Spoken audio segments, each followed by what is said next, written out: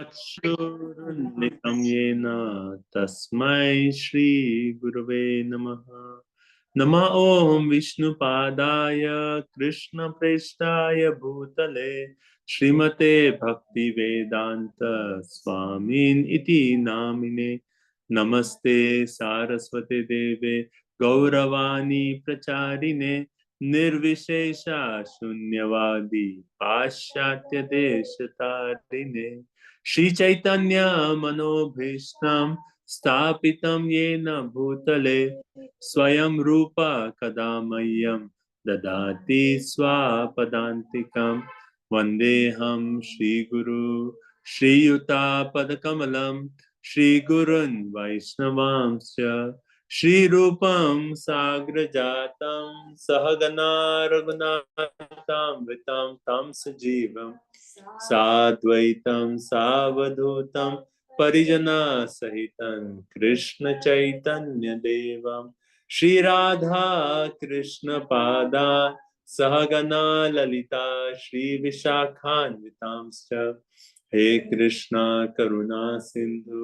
दीनबंधु जगतपते गोपेशा गोपिका कांत राधा कांत नमोस्तुते तप्त कांचन गौरांगी राधे वृंदावनेश्वरी वृषभानुसुते देवी प्रणमामि हरिप्रिये वंचाकल्पतरुभ्यस्य कृपा सिन्धुभ्य एव च पतितानां पावनेभ्यो वैष्णवेभ्यो नमो नमः।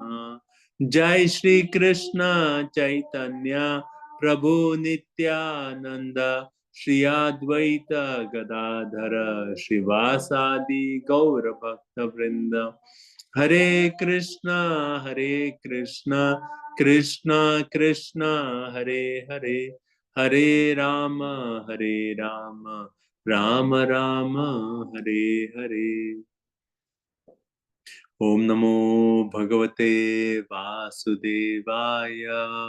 ओम नमो भगवते वासुदेवाय। ओम नमो भगवते वासुदेवाय। नारायण नमस्कृत्यं नरं चैव नरोत्तमं देवीं सरस्वतीं व्यासं ततो जयमुदीरये। शृण्वतां स्वकथा कृष्ण पुण्यश्रवण कीर्तनम् हृदयन्तस्तु अभद्राणि विदुनोति सुहृत्सता नष्टप्रायेषु अभद्रेषु नित्यं भागवत सेवया भगवती उत्तमश्लोके भक्तिर्भवति नैष्टिकी। ग्रंथराज श्रीमद् भागवतम की जय। Hare Krishna. Thank you everyone for joining.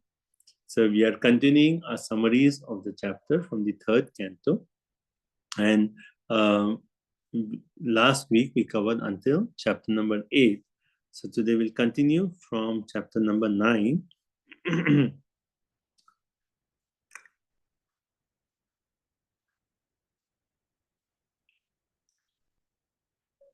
I can share my screen if you. Yes, Mata. Yes. So chapter 9 is Sri Radha Mataji, and 10 and 11 will be Gopinath Acharya Prabhu, 12 will be Pratna Mataji, 13 Vamshi Gopal Prabhu. Let's see.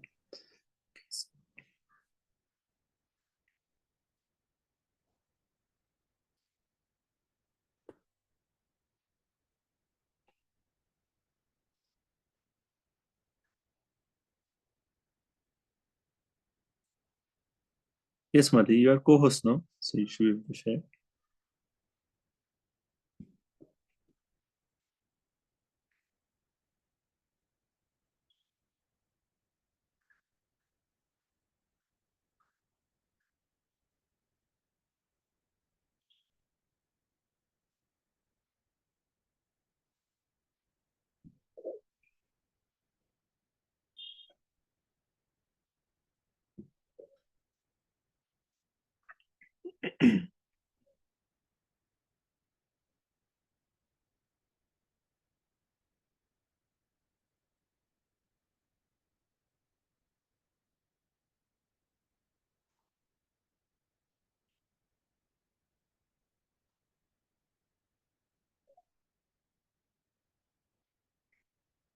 Do you need any help, Mata? You're on mute, Madhu.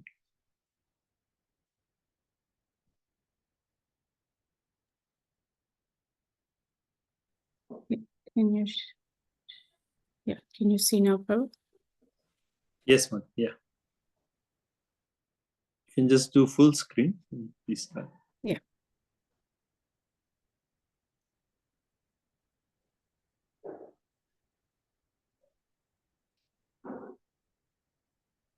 Okay. Yes, Madhu. Thank you so much. Hare Hare Krishna. Thank you, Srila Prabhupada ki jai, Gurudev ki jai. So today we'll start with the 9th chapter, Brahma's prayers for creative energy. This is one of my favorite chapters from this canto. Thanks for allowing me to do this chapter, Prabhuji. So the connection with the chapter goes this way. After Brahma has done 3,000 yuga cycles of penances, he has the darshan of Lord, but now he starts thinking about his service to the Lord, and he gets overpowered by the mode of passion because he's confused on what to do and what is available for me. So he sees only 5 elements that he could use, but he has no direction and no clarity. So he sees himself in the lotus flower in the navel lake of the Lord, and in devastating waters and the drying air and vast sky. These are the only things he sees, and he's overwhelmed. That's when he starts his prayers to the Lord. And this is one of the way, every day when we go about with the work or the day, this is a great example that we start with the prayers to the Lord and gives us more clarity during the day. So the flow of the chapter goes like this. The first section is on the meditation. Brahma meditates on the form of the Lord, and he also has a lot of compassion for the jivas. Like we see the example of Vyasadeva. Before the Kali Yuga starts, he sees how degraded the jivas will be, but in the same way, Brahma is seeing all the jivas in the material world and feeling very compassion for them. And then he sees how Lord reciprocates to the devotees, and he pays obeisances to the Lord, to all aspects of the Lord. And then he puts forward his personal requests for doing his seva to the Lord. And then finally, the chapter goes with the Lord's instructions, very precise instructions, and Lord's mercy on the devotees, and final conclusory instructions as well to take back. So we'll start with the first section, the meditation on the Lord's supreme form. So Brahma says that, "O Lord, your form is the only object to be known. Vedescha sarvera hameva vedyo," right? Nothing else to be known. But those jivas are very unfortunate ones because they're not endeavoring to know you. Only after me endeavoring for 1,000 years, I'm able to see your form, but I really feel sad for the jivas. And then he also goes on saying, you invented for devotees, paritranaya sadhunam, right? So you took all those forms, different incarnations for the devotees. I bow down to your personal form because your Brahman's effulgence has no change. There is no creative activities, but I really like your personal form. And then he also goes about, next point is how the form of the Lord is so auspicious. The Bhuvana Mangala, that's the word he uses. The Bhuvana Mangala is auspicious for all the universes. But the people who are destined to the hell, because they are not interested in your topics, asat prasangai, right? They are mundane topics. They're busy with those topics and they don't take advantage of you. And then, but you dwell in the hearts of the devotees who smell through their ears, right? I like this verse. Etattvadiya charanambuja kosha gandham jigranti karana vivarai shrutivata bhaktya krita charana paraya chatesham Napayishinatha hridayam buhurat swapumsam. Again, the Charanambuja Kosha Gandham, who takes this, the smell of the lotus feet of the Lord, they are the devotees and who you dwell in their hearts. And because they're hearing you through the Shruti Sara, the Shruti, the Vedas, they're hearing through their ears, they're smelling through their ears. So, and that is the Lord who dwells in those devotees who do that. So that goes with the his meditation on the supreme form. The next section is about Brahma's predicament on, what is the status of these conditioned souls. And he feels very, very compassionate for us, all of us. And one of the points he talks about, jivas don't take shelter at your lotus feet, because angriya bhayam, they do not take the shelter because they are always busy in the aham mameti concept, me and mine, and so many topics, and they're busy protecting what they have, all their material belongings. So he feels sorry for us. And jivas turned away from your auspicious activities also, because they're not interested. Even jnanis are not interested in your topics. Bhavata prasanga, in your own topics, Krishna, you're not interested. That's why Brahma is feeling the compassion.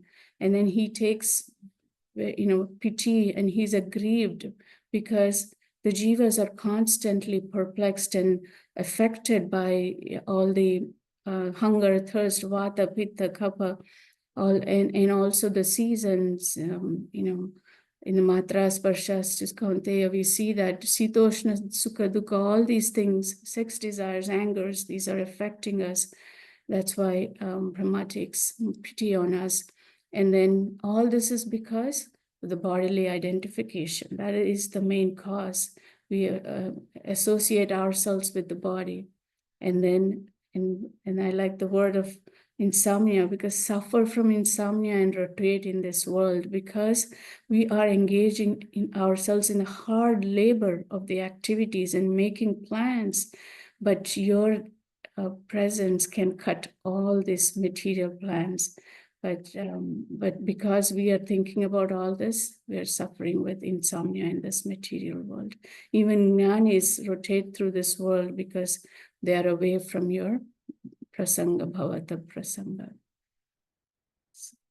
So that's the second section. Moving on to the third section, how Lord Brahma is talking about how Lord reciprocates with the various devotees.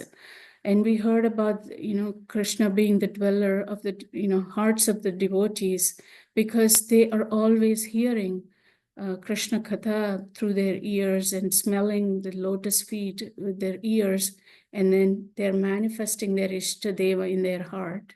That's why Krishna reciprocates so beautifully with the devotees. But of course, he's not happy. He's not at all interested with the demigods performing the austerities or penances with lot of, I'm sorry, a lot of opulences and all that. He's not interested. And he's not interested or not available for non-devotees, but he is dwelling in the hearts of in all the devotees. And then he's merciful. That's why he's there as a Paramatma, but he's really dwelling in the Ishtadeva form of all the devotees, because he's pleased with them. And then lastly, he talks about, you are pleased, Lord, oh Lord, you are pleased with all the activities if they are done as an offering to you. They do not go in any vain, like yad karoshi yadashnachi. Anything we offer to Krishna, it is not gone in vain. So that's the third section. Moving on to the fourth section is he's paying obeisances to the Lord's different aspects.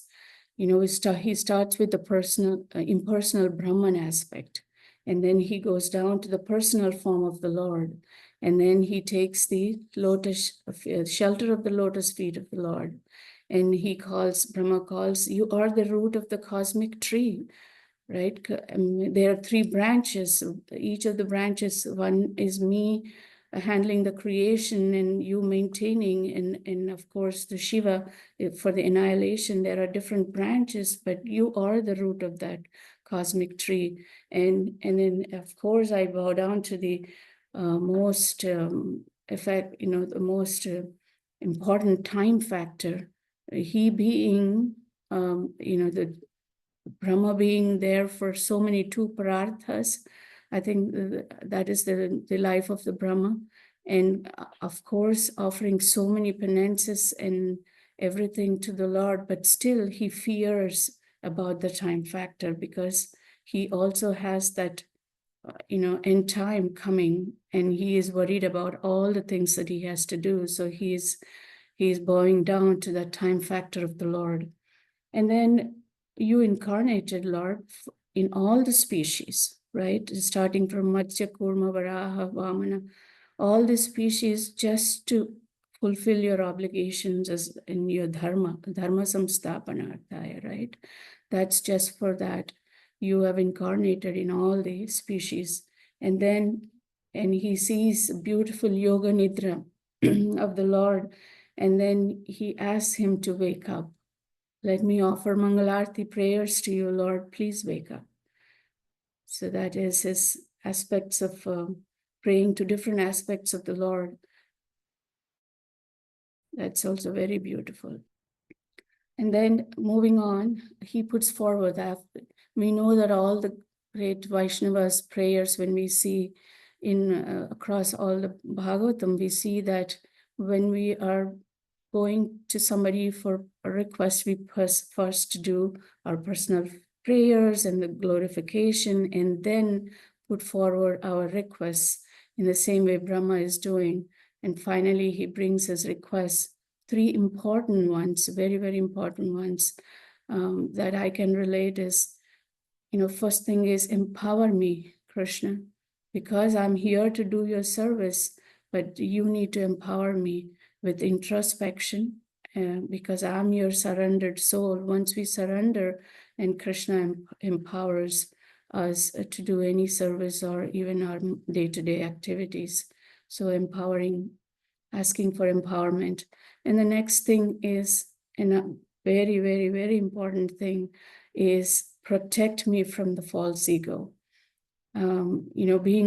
Working again in the service and being affected materially, especially the Rajoguna aspect of it, the false ego can come out. Okay, I'm the doer of all this creation, but please protect me that I am not contaminated with that feeling of false ego. And then finally, he says, don't let me deviate, save me from deviation, and by the vibration of the Vedic hymns. The form is given by you, the instructions are given by you. Just let me not deviate from my task and the service to you. So these are very, very important. And this is our personal realization too. We can relate this to anything we do day in, day out. And of course, definitely the service aspects of the Lord at the temple or anywhere we are doing. These three things are very important for us as well. And then this is beautiful wake-up prayer that Prabhu also mentioned. And this is Gauranga Darshan Prabhu's nectar verses. I really like this. So, the meter, I need to reset myself. So Swadharpa Karuno Bhagavan Vivradha Prema Smita Nayana Buruham Vijrambhan Utthaya Vishva Vijaya Chano Vishadam Madhya Gira Panayatat Purusha Purana. And we know Brahma's vocabulary, Adyam Purana Purusham. He uses the same word here, Purana Purusha. You are the oldest of the all. And, be merciful on me and wake up, Lord, and wake up and open your eyes with a smiling face. That we know that if Krishna is pleased, he will give us a smile. So wake up with that smile and be merciful on us, because your your smile can uplift this entire cosmic creation and remove all our, dejections and misgivings. So just give us directions by smiling and waking up. So this is a beautiful prayer. I really like it. And then finally, Lord's instructions. This very, very, very, very good instructions that I can relate in my current situation as well. So Krishna is talking to us here that do not be anxious. Whatever you are begging for is already granted. It will come in due course of time. And just situate yourself in tapa and vidya. So important thing is our sadhana bhakti. And just be situated and keep doing what we are supposed to do. And we will have ashraya of Krishna. And important thing is penance and perseverance. Always, always be there doing your sadhana. And then absorb in the bhakti, not just doing the routine, but going to pray full mode with the devotional service of bhakti. And that's when Lord gives us the transcendental vision where we can see Krishna in everyone and everyone in Krishna. That's also very important. And that is absorption in bhakti. And then finally, he says that come out of that bodily conception, and then you will realize your Siddha Swarupa. At least get out of those three gunas is very important. That's when we actually also will feel more peaceful. As long as we are affected with the gunas, it's still very rough. Bhakti can be rough as well. So I feel those are my realizations from this chapter. And finally, Lord's benedictions also, that, he tells us what pleases him. Expanding the service attracts the mercy of the Lord. As even if we do a little bit more, a little bit more, Lord's shelter and this, his benediction is that he will mercy is expanding more. And Rajoguna will not bind. He tells Brahma that Rajoguna will not bind you, because if you are focused, fixed, your consciousness on me, I'll protect you from not getting bound with the Rajoguna aspect. And then unknown will become known to you. Because you are situated in the Suddha Sattva stage out of those three gunas, then the unknown becomes known to you. And you will realize the real form of Krishna, because it's not anything material. And then I manifest within you to make you successful. So Krishna, Tene Brahma Hridaya Adi Kavaye, he gives us that, intelligence within us to make us successful. And also the prayers, penances, firm faith are my causeless mercy alone. Unless Krishna gives his mercy, we cannot even get up in the morning and pray to him. And I know this with my experience with the last couple of years, that just waking up, the act of waking up early in the morning is also the mercy of Krishna. Everything we do is mercy of Krishna alone. And then I'm pleased with your prayers of description of qualities. Finally, when we pray with our heart out, he will be pleased. And then Falashruti is, anyone who prays like Brahma regularly, all their desires will be satisfied. Hare Krishna. And final instructions, takeaways for us is Krishna.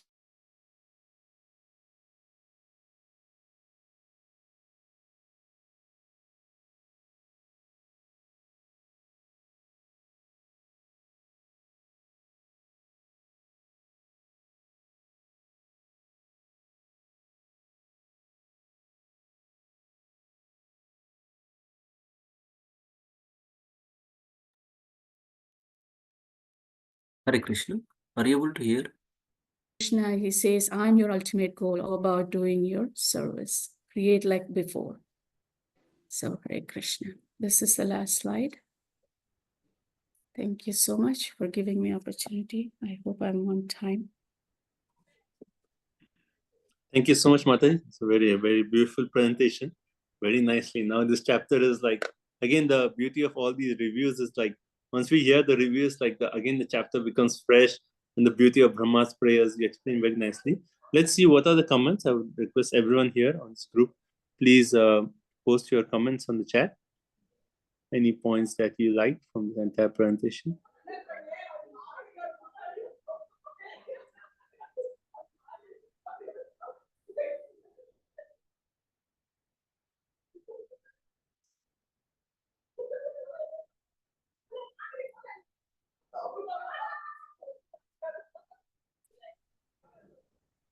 Oh, very nice points. I'm just reading the chat, and it's like how everyone is following up with the chat and so detailed messages. Thank you.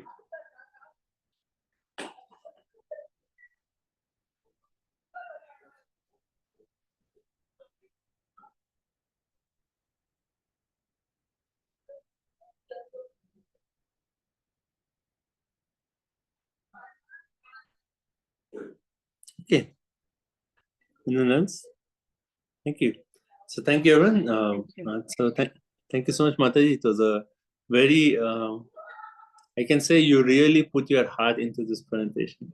Like every slide, you have really thought about it, meditated upon the key point, and then presented the points. And one point that really touched me is like you actually, it wasn't just like a theoretical presentation of Bhagavatam. You were actually living this chapter of Bhagavatam. You were actually realizing the points as you were going through, right? And then, as Vamshi Gopal Prabhu also pointed out, the 3 points. We pray for empowerment, but also we pray that to always be protected from false ego, and we also pray that we never be deviated from the mood and mission of Srila Prabhupada. So it's so practical, and also you show, how you express the Lord's reciprocation to Brahmaji. That don't worry, if you do your sadhana, then everything will be taken care of. So thank you for adding your personal realizations. The slides were excellent and the overview was very, very nice. So thank you so much, Mataji, for enlightening us with this chapter. Hare Krishna. Now we have Gopinath Shahu. You're next. Sure.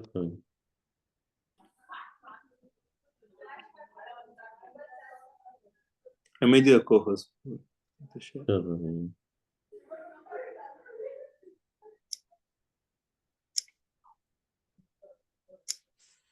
Let me know if you can see it, Prabhu. Yeah, we can see it, Prabhu. Just it's not full screen. Yeah. Yes, Prabhu. Perfect. Thank you.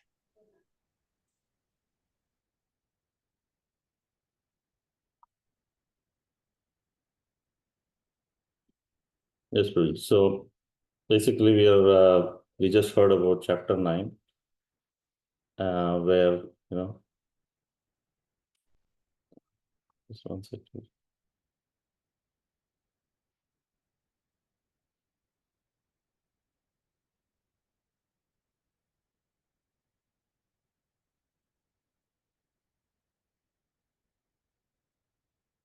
Yeah. So we just heard about chapter 9, where Lord Brahma glorifies the personal form, and before the process of creation, he is glorifying the Lord in different aspects. So one is he's glorifying the form. Then this is one of the aspects I liked when Mataji mentioned that Lord Brahma, he's actually thinking about the conditioned souls. And it's very interesting that he is the creator of the conditioned souls, and he's here as a compassionate father. He's thinking, about the souls, that they are very unfortunate, always in anxiety, constantly perplexed by hunger, thirst, and anger, always frustrated in their plans. And we can very much relate with this because that happens every day. He offers his obeisances unto Brahman, holy name, time factor, and various transcendental forms, as well as Garbhodaksha Vishnu. And finally, as we all discussed, that there are some practical lessons which we learn from this section and how to empower him to create. He requests that from the Lord, protect him from the false ego, save him from deviation. And then he requests the Lord to wake up from his sleep. And after hearing Lord Brahma's prayers, he gives his mercy. Lord gives him his mercy and benediction. So that brings us to the chapter 10, which is divisions of creation. So there are 4 sections. Verses 1 to 3 is where Vidura is continuing his inquiries about Brahma's creation. And then in the second section, it's explained how Lord Brahmaji creates the 14 worlds. In the third section of 10th chapter is where characteristics of time is described. And this will also be in the following chapter. And the last section in this chapter is talking about the 10 divisions of creation, which we have been hearing time and again in few sections of Srimad Bhagavatam earlier, as well as we'll be hearing later parts of Bhagavatam. So the first section, Vidura's inquiries about Brahma's creation. So Srila Suta Goswami is narrating this conversation between Vidura and Maitreya, two sages of Naimisharanya. And Vidura is inquiring here from Maitreya Muni, how did Brahma create the living entities from his own body and mind? And Srila Prabhupada very nicely, he actually gives one instruction in these verses that who should we approach to for spiritual inquiries? Because we keep hearing every time, there's everything, there is Google, there is ChatGPT, there are neighbors, there are relatives, everybody knows about the Lord. If you go in India, everybody knows about Bhagavad Gita. So here, Srila Prabhupada instructs that one should not approach a layman for replies to specific spiritual inquiries. And the analogy is, if you want to become a doctor, we don't just approach anyone on the street. We go through a reputed medical school to take a medical degree. So it's very instructive. The next section is Lord Brahma, he creates 14 worlds. And so Lord Brahma meditates on the Lord for 100 celestial years. And then he sees, while he is doing that, he's situated on the lotus, but the lotus is moving, it's trembling because of the strong, violent wind. But due to his long penance and transcendental knowledge, Lord Brahma actually, acquires the knowledge how to create, and he's even able to drink the wind and the water completely. So Srila Prabhupada instructs us, what we learn here is this material world is illusory because it's a place of forgetfulness. And we have seen that, so whenever we are engaged in devotional service, we will be disturbed by awkward circumstances and there will be a lot of disturbances. So for example, when we go from destination A to B, we come out of the house, especially Prabhupada used to give this example as well, that there will be some roadblocks in India. There are speed breakers, there are traffic jams, so many places. But if we are focused on our goal, then we can reach that destination. So this is what we learn from this section. Then we see that how the third section where Lord Brahma actually starts to, or this section, second section is he's trying to create, and we see that he actually comes down to the lotus stem and then he creates the three divisions, which is the Bhu, Bhuvar, Swa, higher, middle, and lower planetary systems. And then he further divides it into the 14 divisions. And then the material world, one of the things we learn from here in this section is the material world and the living entities, they were already there. So Lord has already done the primary creation, the elements, it's in a seedling form, they're there. And the Lord Brahma, he actually disseminates those and creates them further. So I think one of the things we discuss, rather we hear always, is the invention versus discovery. So many people say somebody discovered versus invented. So Lord had already created everything, the ingredients, and then Lord Brahma took those ingredients and then created it further. The next section is about characteristics of time.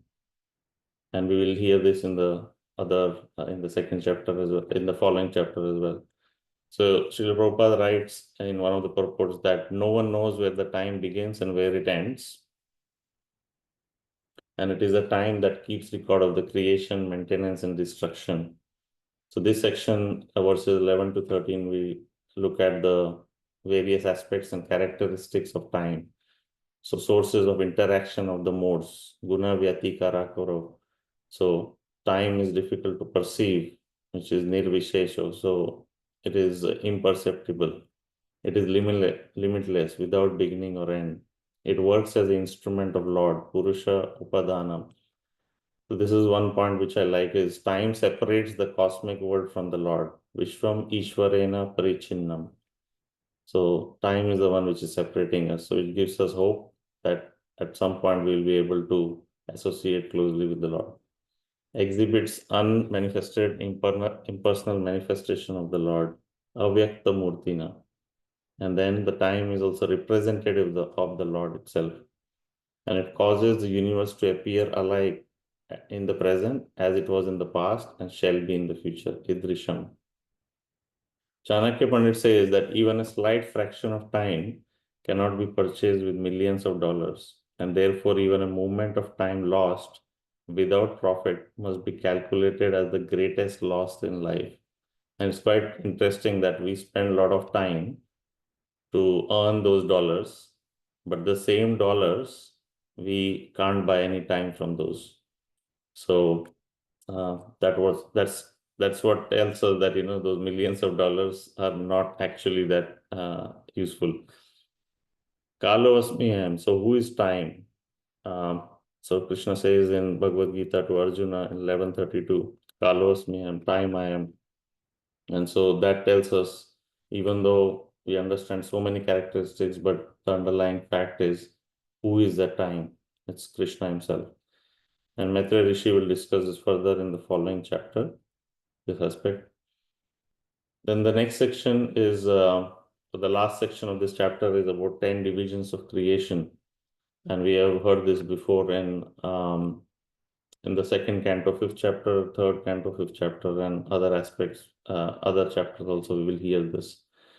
So this section starts with the 3 types of destruction. So destruction based on kala, which is time, dravya, which is elements, and based on qualities, guna. So the first part is due to scheduled time, which is at the end of Brahma's life, the destruction happens. So we've seen there is devastation at the end of the Brahma's life. Of the elements is described that due to the fire emanating from the mouth of Anand Shesh, again we will see that also in the following chapter, that how that destruction happens. And end of day, Brahma's day. So although this is scheduled, but as per Vishwanath Chakravarti Thakur, this comes under elements because at the end of Brahma's day, the elements are wound down, and that's why it's categorized as Dharve. And then the third category of the destruction is guna, which is due to one's qualitative actions and reactions. We have, destructions within our personality, within our lives. Categories of universal annihilation is also described further in 12th canto, chapter 4.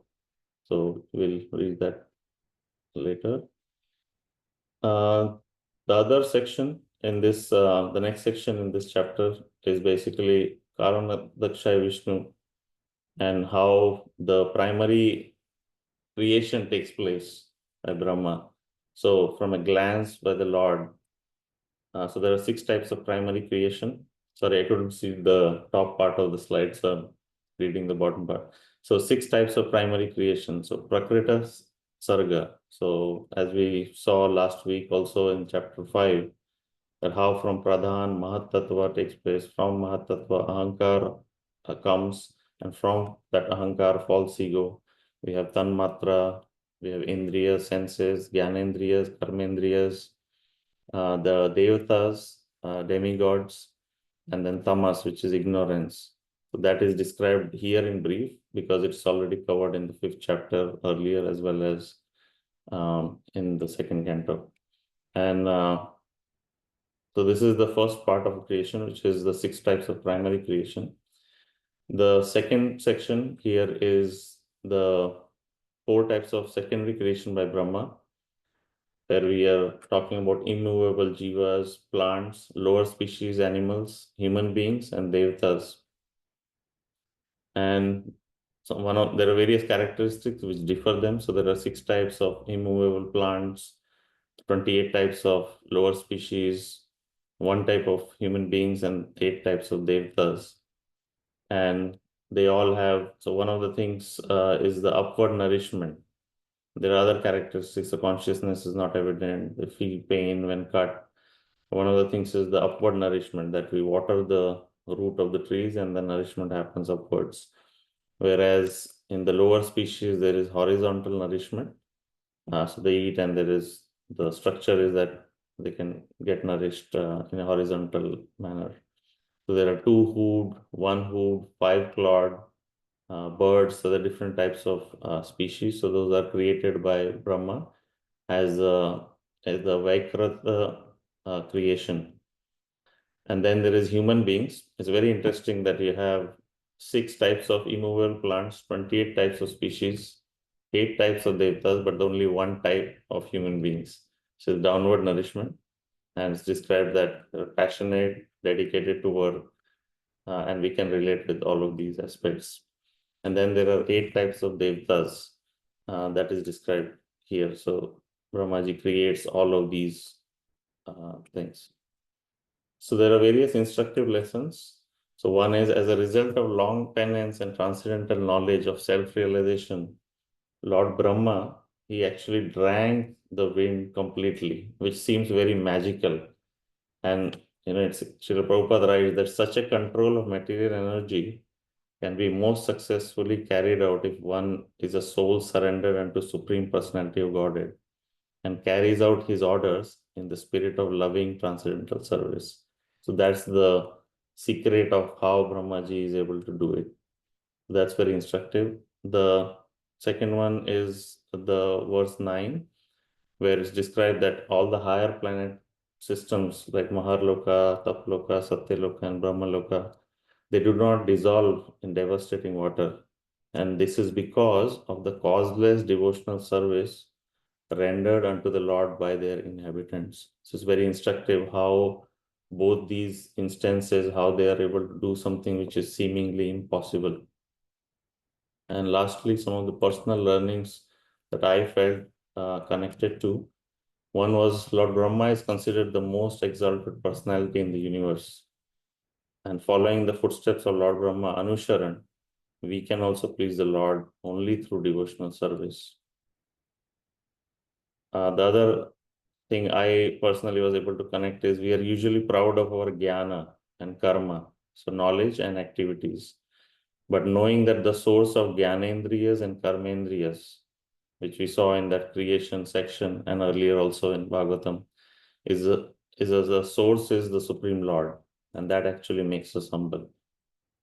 And the last lesson I could take from this was, as part of Vaikrata creation, which I just mentioned, human beings are only one type, as opposed to plants, animals, and devtas. And yet we are so proud of our achievements. Thank you very much. Hare Krishna.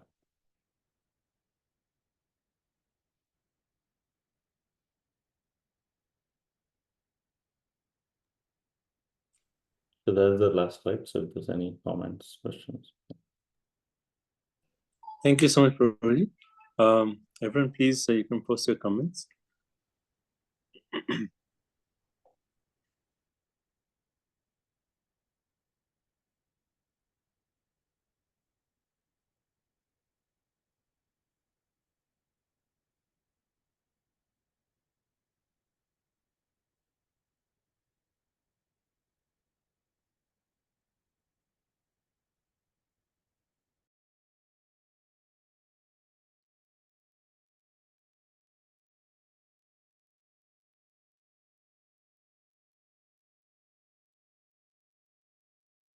Prabhu, I really like your final conclusion of realization that we're just one type and still we have so much of ego issues.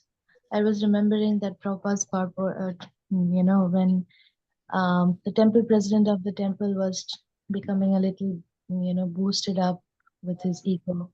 And then Prabhupada sat on the Vyasasan and said, there are unlimited universes in which there is one earth, and there are unlimited living entities in the earth. And that there is America, which is which has again unlimited. And then there is Los Angeles, there are unlimited living entities. And then in this temple, there are unlimited living entities. And at the end, he said, but still the temple president of this small, tiny temple thinks that he knows everything. Hmm.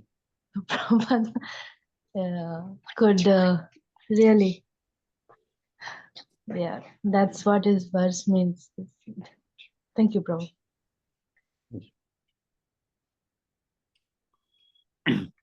Thank you. So thank you so much for your points. And yeah, very nice. Okay. Thank you so much, Prabhuji. Such a wonderful presentation.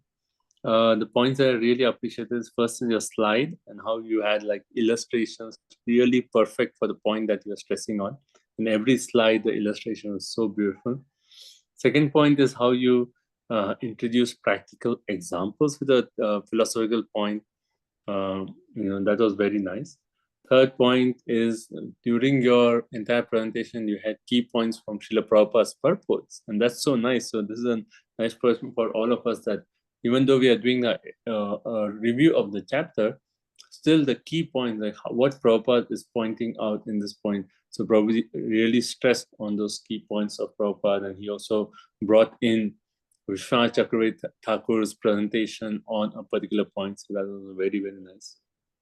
And I think also with Sri Radhe Mataji and probably even you, like you had Sanskrit words that was there in the shloka to explain a point.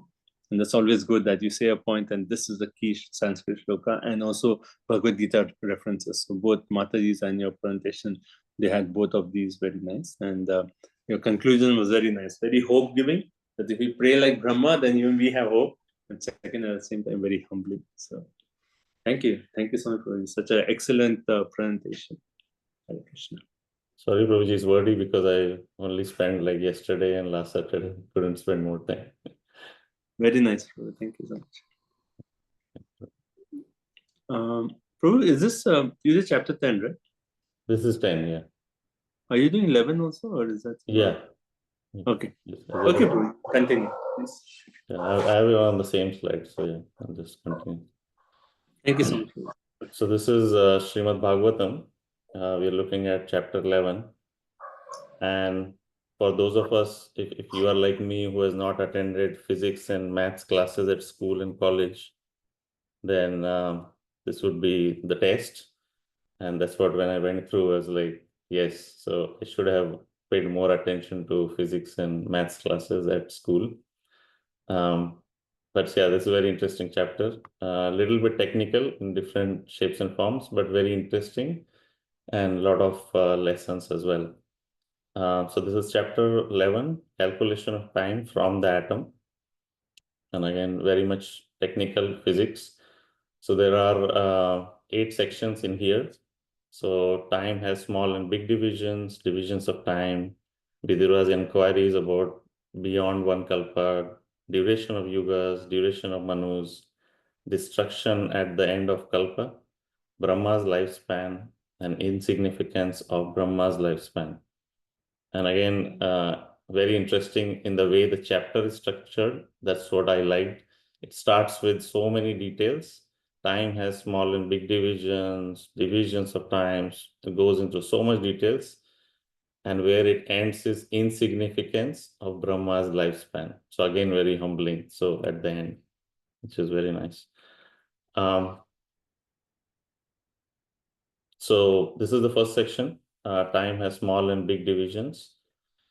And one of the things is the atomic theory. So there is, as per modern scientists, it was created by John Dalton.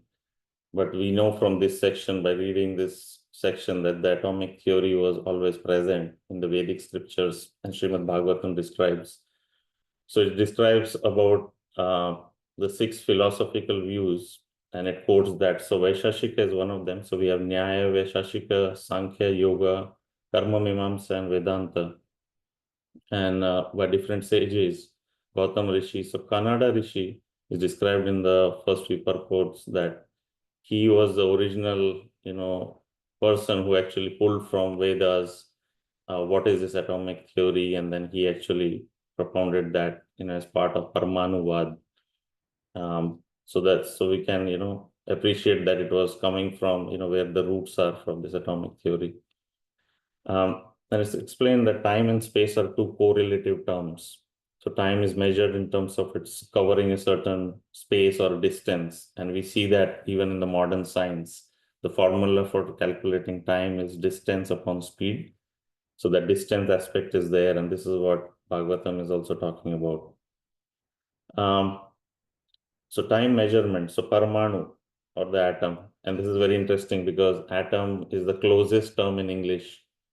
And I was reading where it's described that Srila Bhakti Siddhanta Saraswati Thakur, he was trying to actually create this Vaishnav Manjusha, which is like glossary and dictionary for, all of these terms. And he wasn't able to sort of, after the initial few efforts, that project could not be done because of lack of funds. But they're not, so, and we have seen time and again that there are various Sanskrit terms that don't have they don't have a equivalent, word in English. So atom is the closest term to Parmanu, which is the ultimate smallest particle, which is invisible, indivisible, and it remains even after dissolution. So it's that subtle that it cannot be seen. And that's the smallest unit of, time which we are talking about. Then Param Mahan, which is totality of all these Parmanus, greatest particle. So what do we see here is Lord defines the smallest unit, which is Parmanu, and the largest unit. So the scope where it can go, Param Mahan. So he's describing those here, Maitreya Muni is describing. And then Paramanutam, which is also described in these verses, Srila Prabhupada translates that as the atomic time is the time covered by the sun in passing over the atom. So between the two atoms, the distance, and Paramanutam. But we know from these verses, time and again, Srila Prabhupada also describes the time is the energy of Supreme Lord. That's what we learn from this. So here, Maitreya Muni starts with the smallest and the biggest division. The smallest is Paramanu, and the biggest is the Param Mahan. So that's the boundary of where the creation starts and where the destructions happen. So that's the scope and of this. So this is this section. The next section is where we look at verses 5 to 15, where is described two Parmanus make one Anu. 3 Anus is one Trasarenu, which is also called as hexatoms. And they are actually visible. So Trasarenus can be seen where, when the light comes from the window, and we see generally there are these dust particles that are, going up in the sky. So describe that, through there we can understand what is a Trasarenu. 3 Trasrenus make a 1 through T. And I think from a modern science perspective or modern calculation perspective, that's 8 by 13,500 second. So that's small it is, right? But we see from Srimad Bhagavatam that it's such a small unit, but it's described in Bhagavatam very nicely that, in the Gopi Geet, where, gopis are saying that Atati Yad Bhavan Ahani Kananam Trute Yugayate Tam Apashyantam. So when the Lord goes to the forest, even a tiny fraction of a second becomes like a millennium. So 100 Tutis is one Veda, 8 135th of a 135 of a second. 3 Vedas is equal to Lava, is 8 by 45th of a second. So it's very small, and we have seen that again in Srimad Bhagavatam. References of this lava, sadhu sang, sarva shastra hoy, lava matra sadhu sang, sarva siddhi hoy. And also in this verse in the first canto 18, chapter 13, tulyam lavinapi. And then we've seen 3 lovers makes 1 nimesha, 8/15th of a second. And we've seen that in Brahma Samhita at the end, where descriptions of the spiritual world is Nimesarda Kyava Vrajati Nahi Yatrapi Samaya. And also in Shishashkam, where, Sri Chaitanya Mahaprabhu says, Yugaitam Nimeshena. So that's the Nimesha. 3 Nimeshas is 1 Shana, 8/5 of a second. And we've seen again where, in this episode where in the first canto 15th chapter, where Arjuna is back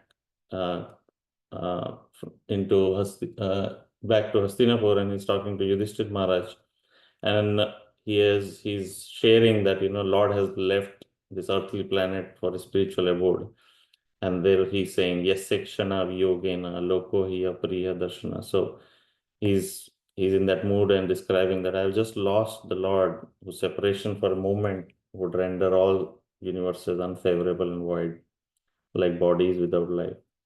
So 5 shanas is 1 kashta, which is 8 seconds.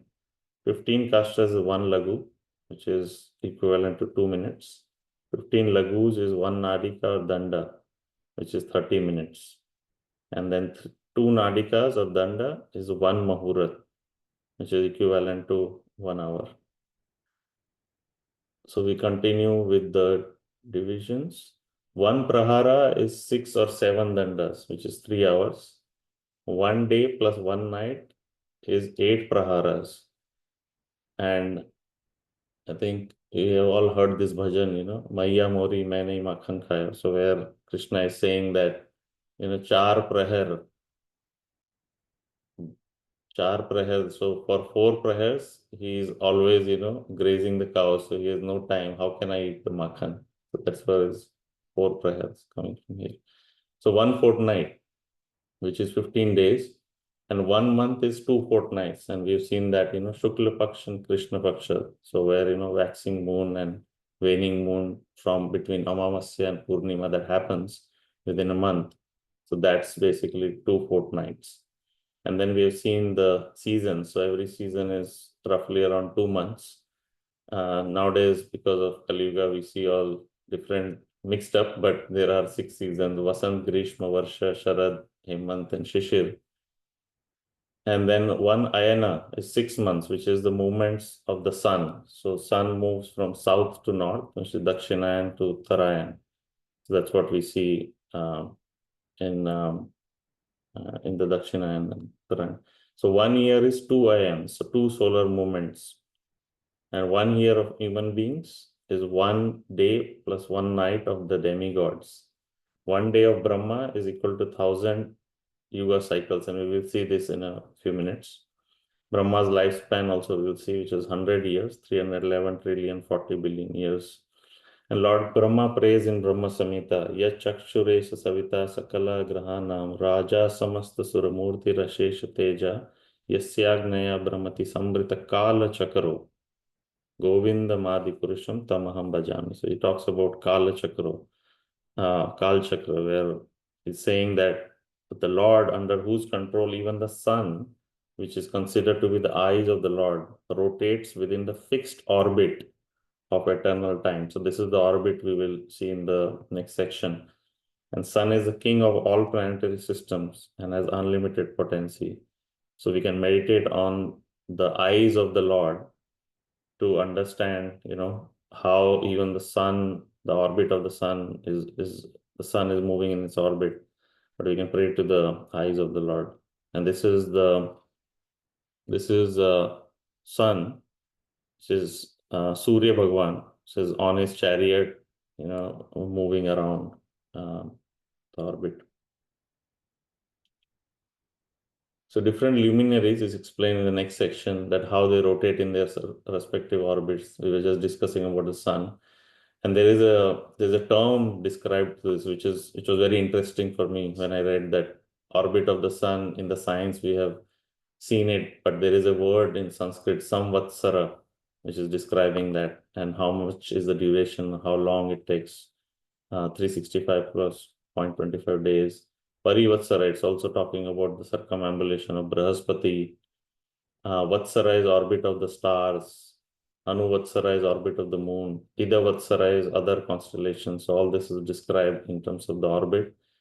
And we see from a science perspective, but from a scripture's perspective, is described, and each of them have a name. So Maitreya Rishi further describes about the sun. He glorifies about sun. The sun enlivens all the living entities with heat and light, diminishes the duration of all living entities, and we have seen that in the second canto earlier. Ayur Harati Vaipumsam, that by rising and setting of the sun, the duration of the life of living entities is reduced. Enlarges the path of elevation to heavenly kingdom. Then further in verses 16 and 17, Vidura actually glorifies Maitreya Rishi, saying that he is self-realized, and through his perfection of his mystic vision, he can understand the movements of eternal time. So he inquires, so he appreciates and glorifies Maitreya Rishi that, he's self-realized. That's why he's able to understand the movements of this eternal time, which is very difficult to understand. As we saw in the previous chapter, one of the characteristics is it's imperceptible. So here it's described that, he's able to do it because he's self-realized.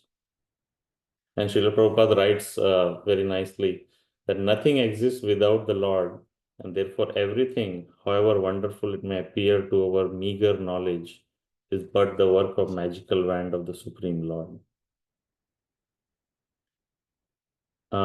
In the next section is from 18 to 22, duration of yugas is described. So one Chatur Yuga is described as the total of 12,000 years of demigods. So 1 year of demigod is equal to 360 years of humans.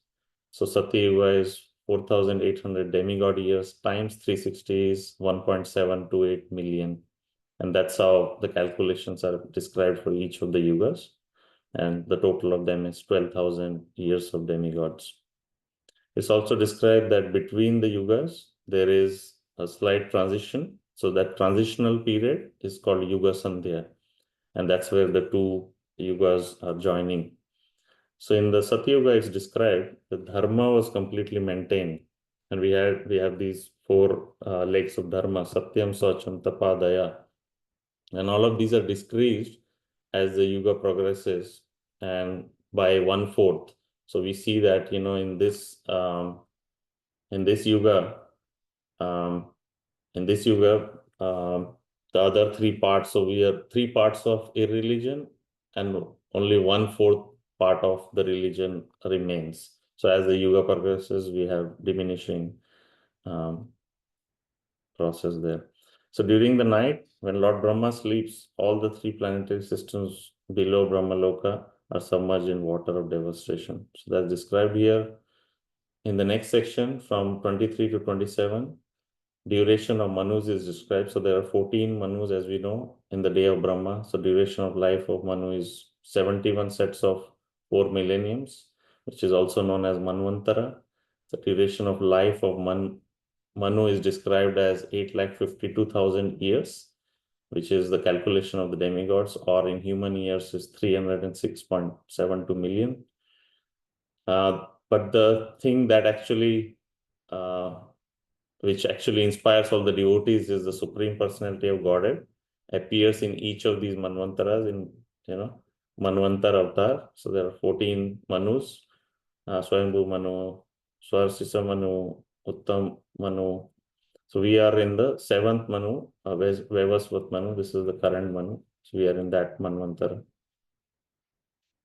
So in the creation, during Brahma's day, there are 3 planetary systems, Swarga, Martya, and Patala. And inhabitants, including the lower animals, human beings, demigods, they all appear and disappear as per their fruitive activities. That's what is described. And the second last section is destruction at the end of the Kalpa. So you've seen, it's described here that at the end of Brahma's night, the Supreme Lord, in form of Kalagni Rudra, destroys the 3 worlds. So the 3 worlds disappear, the sun and the moon are without glare. And during this time, the residents of Maharloka, they are distressed by the fire emanating, as you can see in the picture, emanating from the mouth of Shankarshan. They actually move to higher planets, Janaloka. The blazing fire actually rages, is explained for 100 years of demigods, or 36,000 human years. And then there is torrents of rain for 36,000 years. And then we see that all of this is happening around, but Lord, Garbhodaksha Vishnu remains in that water, lying on Ananta, while being glorified by the residents of Janaloka. So that happens, which is very interesting. So lifespan of Brahma. So I know it's a bit wordy, but we can basically, so we see the age of the universe. You see the life of Brahma is 311 trillion years, 40 billion years. And it's very nicely, the scriptures very nicely calculate where we are in that. So there are 14 Manus. We see 71 Chatur Yugas, the one here. And we are in the 28th Chatur Yuga of the 7 Manvantara, this blue arrow we can see. So that's where it is. And also within each of the Chatur Yugas, we have, Satya Yuga, Treta Yuga, Dwapar Yuga, and Kali Yuga. So in Kali Yuga, we are here. And it is quite interesting that from the scriptures, we are able to actually, they're able to describe exactly where we are. And I think we discussed before about the parardhas, so we will discuss it here as well. That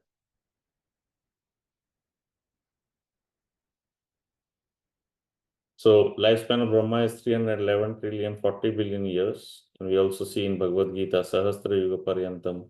So 50 years of the life of Brahma are already over, as we discussed. 50 years are yet to be completed. And 50 years make one parardha and one half of the duration of life of Brahma. So that we discussed by this purple arrow right on the top. Svetavara appearance of the Lord is the first birthday of Brahma.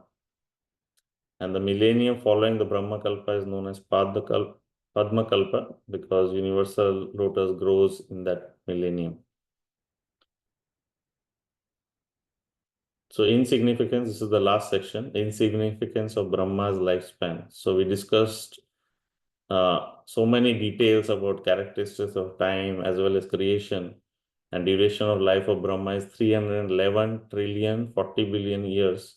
But it's described that it is calculated to be 1 nimesha, so less than a second for the Supreme Personality of God. So that's the glory of the Lord.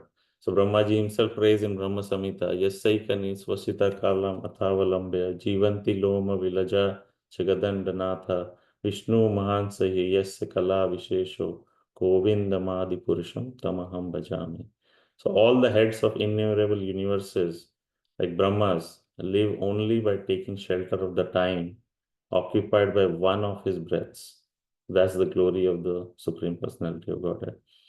So it's explained the material world is expanded to a diameter of 4 billion miles as a combination of eight material elements transformed into 16 further categories.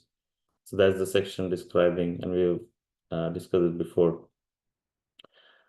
The last portions of this chapter talks about the layers or elements covering of the universes, which is 10 times thicker than the one before. So each of so earth, water, fire, air, ether, so all of them, are much more thicker than the previous one. But then the conclusion is Lord Mahavishnu is resting in Yoga Nidra in the causal ocean and creating innumerable universes. He actually only temporarily appears in material world. So whenever creation takes place, he comes and then the creation is done. So he is a plenary portion of Lord Krishna, who in his original Swarupa or real form, he resides in Goloka Vrindavan. So the conclusion is the Supreme Personality of Godhead, Shri Krishna, is therefore said to be original cause of all causes. Ishvara Param Krishna, Satchidananda Vigraha, Anadir Adir Govind, Sarva Karana Karana.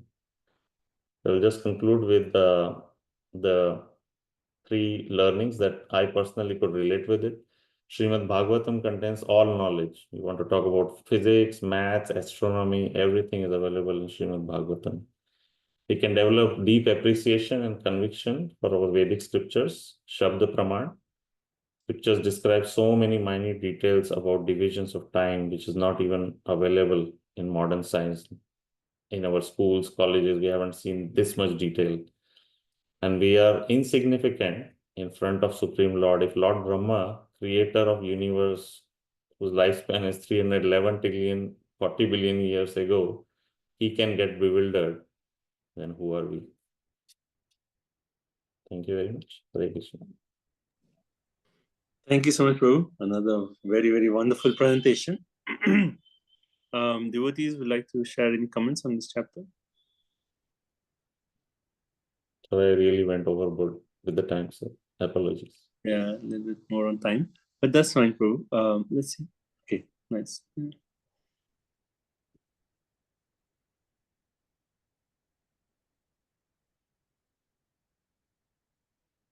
the messages. Thank you for your nice messages.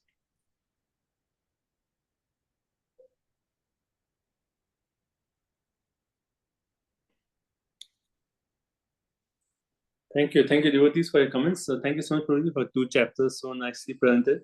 And again, for this chapter also, your slides were excellent.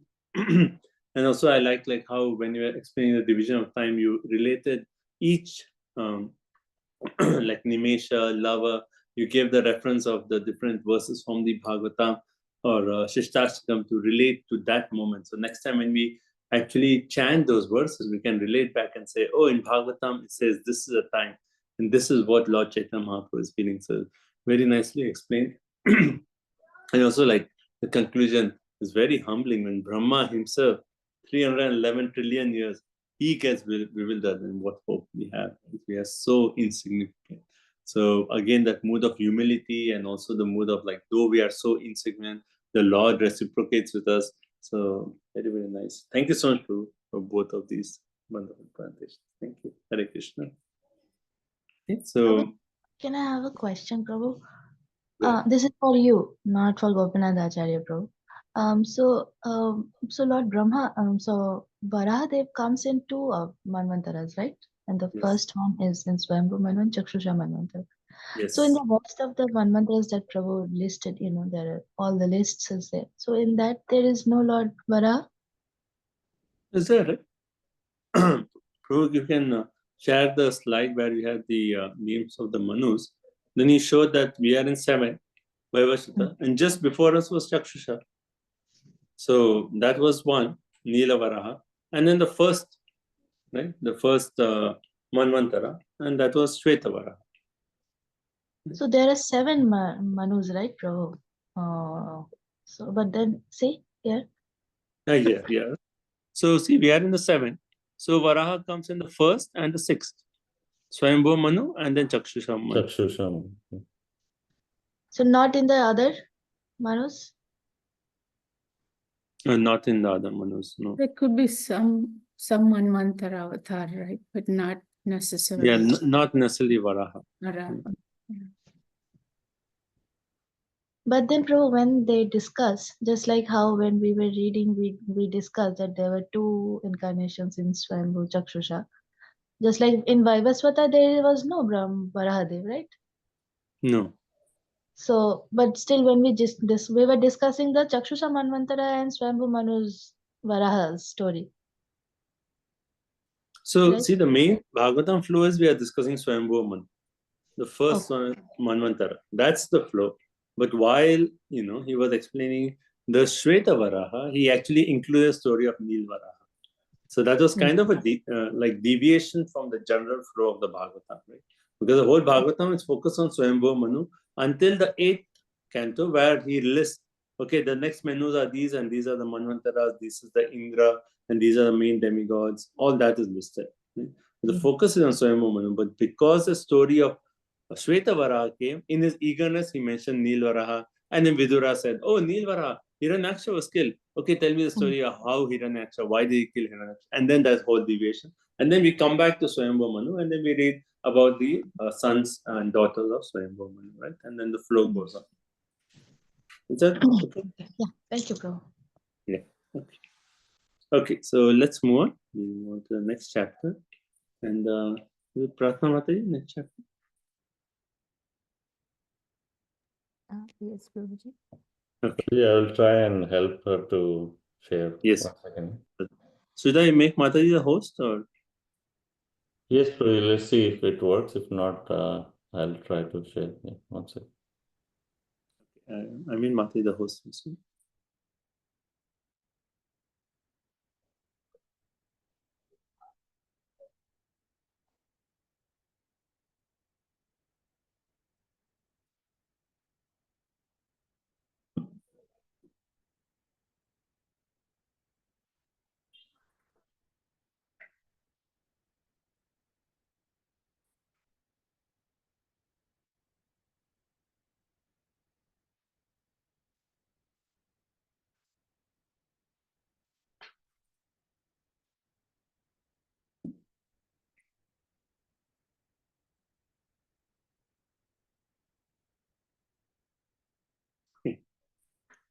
Okay, bro, looks good. Mataji, please start. Thank you.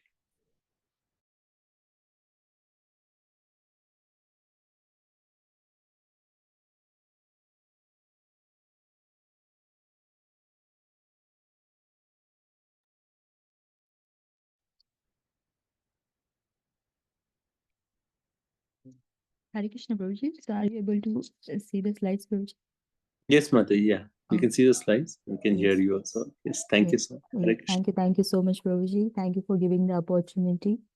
It's really difficult to present after hearing the so many difficult topics, and that I'm so insignificant, and then presenting the highly elevated topics like that. Please forgive me for my presentation. Yes. So in chapter 3, Canto 3, chapter 12, creation of the Kumaras and others. So in this, we are seeing the link in previous chapter in this, that Maitreya Rishi, he very nicely explained to Vidura how the time factor works and which is the feature of the Lord, about the glories of the Lord in his feature of Kala. And now we are continuing this chapter 12. Yeah, so in this chapter we see that Brahma, first he created the ignorance in verse 1 to 3. Then in verse 4 to 6, creation of 4 Kumaras is explained. In verse 7 to 20, the creation of Rudra is explained. And in verse 21 to 27, manifestation from the body and the mind of Brahma. In verse 28 to 33, it is a Vak episode is explained. And verse 34 to 49, Brahma's further creation is explained. And the last, the 50 to 57, the creation of Swayambhu Manu and Shatrupa is explained. So here, Prabhuji very nicely explained in this chapter, that Brahmaji faces many obstacles and he was serving the Lord. The service was of creation. So first he faced the problem of dissatisfaction. The second is the disobedience. Third, disturbance while creating. The fourth, he got distracted while creation. And the last one, he felt deficient, that he is not able to perfectly done his task. So first, like it is explained in the first initial thing, that Brahma, he first created the, because it is said that we are all the jivas, we are the part and parcel of Krishna, Jivera Swarupa Nityara Krishna Das. So it was difficult. The jivas got the desire that they wanted to lord it over. They wanted to become the creator or controller. So, but it is difficult because we are the part and parcel of Krishna. So simultaneously having both the things, it was very difficult. So first jivas has to forget their original identity. So that for that purpose, Brahma, he first created Tama, that is darkness. Moham is illusion. Mahamoham, the false proprietorship. Then Tamishram, anger upon frustration. And Andhatamishram, sense of death. But it is said after creating these 5 things, Brahma, he felt dissatisfied. That because these are not the good things, so he was feeling not happy after creating these 5 things and he felt dissatisfied. Then afterwards, he created the 4 Kumaras. So 4 Kumaras, the Sanak, Sanat, Sanatan, and Sanandan. And then he gave the task to them to create the progeny. But these 4 Kumaras, they had the higher purpose. They did not want to get entangled in the creation matter. So they rejected this service. So after that rejection, Brahmaji, he took it, he didn't say anything because the task was given, it was a priority, but they rejected. So as a children rejecting the father's order, it was little disturbing to Brahmaji. He got angry, but he did not show his anger. He tried to control the anger. But then it happened, then from his forehead, the 2 eyebrows, that the second obstacle we see in this matter, that because of the disobedience of the 4 Kumaras, Brahmaji, he got upset, and then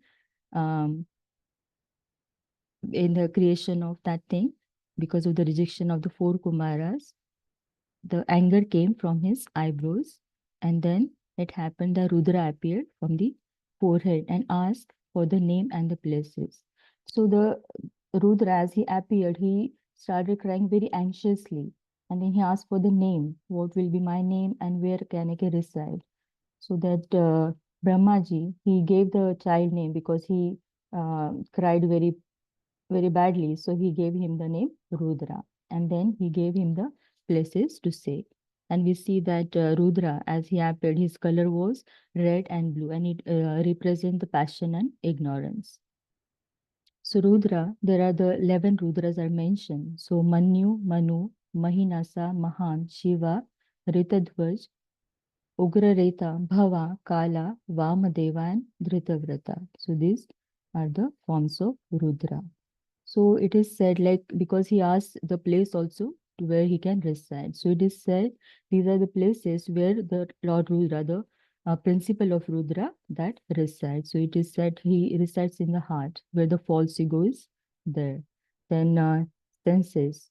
So anger manifests through the senses. Generally, it is manifested through that. Then air of life. Angry man breathes very rapidly. That we have seen in general. Then sky. When the sky, it is dense cloud roar in anger. That is the principle of Rudra. Then air. So we have seen that the air blows very fiercely. That is the Rudra principle is there. Sometimes and the water. So we have seen that generally the water is very quiet and nice, but when the thing like the flood, tsunami, the water waves are very dangerous. So that it is said that Rudra principle is there in that water. Then fire. Fire, the Rudra principle when it burns the things. Sorry. Then earth. So the earth, it is transformed into the weapons, and the earthly creatures like the tiger and snake, that the Rudra principle is there in them also. When sun, generally he maintains us, but when the sun is very extremely heat, the heat is given and then people may die because of that. So it is said the Rudra principle is there in that also. Then the moon. So moon is blazing. That's why the whole the vegetation and all it is maintained. But then when it is extremely cold, everything dies. Even the humans, they're not able to survive in that. So it is said the Rudra principle in that. And then austerity. So austerity is done for pleasing the Lord. But when the austerity is done without bhakti, some yogis we have seen that the philosopher and renouncers, they do that, but then it is not done without with bhakti. So it is called that the Rudra principle is there. So then the Rudras, they got their wives also. So the 11 names are mentioned in this chapter. Dhi, Dhriti, Rasala, Uma, Niyut, Sarpi, Ila, Ambika, Iravati, Swadha, and Diksha. So now here we see as Brahmaji, he gave the tasks, the Rudra appeared, and Brahmaji here faced the third obstacle, that is the disturbance in the creation. Because when Lord gave him the place and told him to create the progeny, so this Lord Shiva, as obedient son, he started to create the progeny, but then that progeny was same like him in the strength, in the form, and furious nature, and it was this all started destroying everything rapidly what Brahmaji has created before. So here that Lord Brahma here to stop Rudra, please stop creating the progeny and perform austerity. So this is the very nice verse. Actually, I like the verse in this chapter.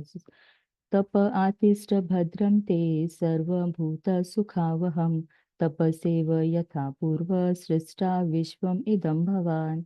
So here Brahma is telling Lord to Rudra, my dear son, you had better situate yourself in penance, which is auspicious for all living entities and which will bring all benediction upon you.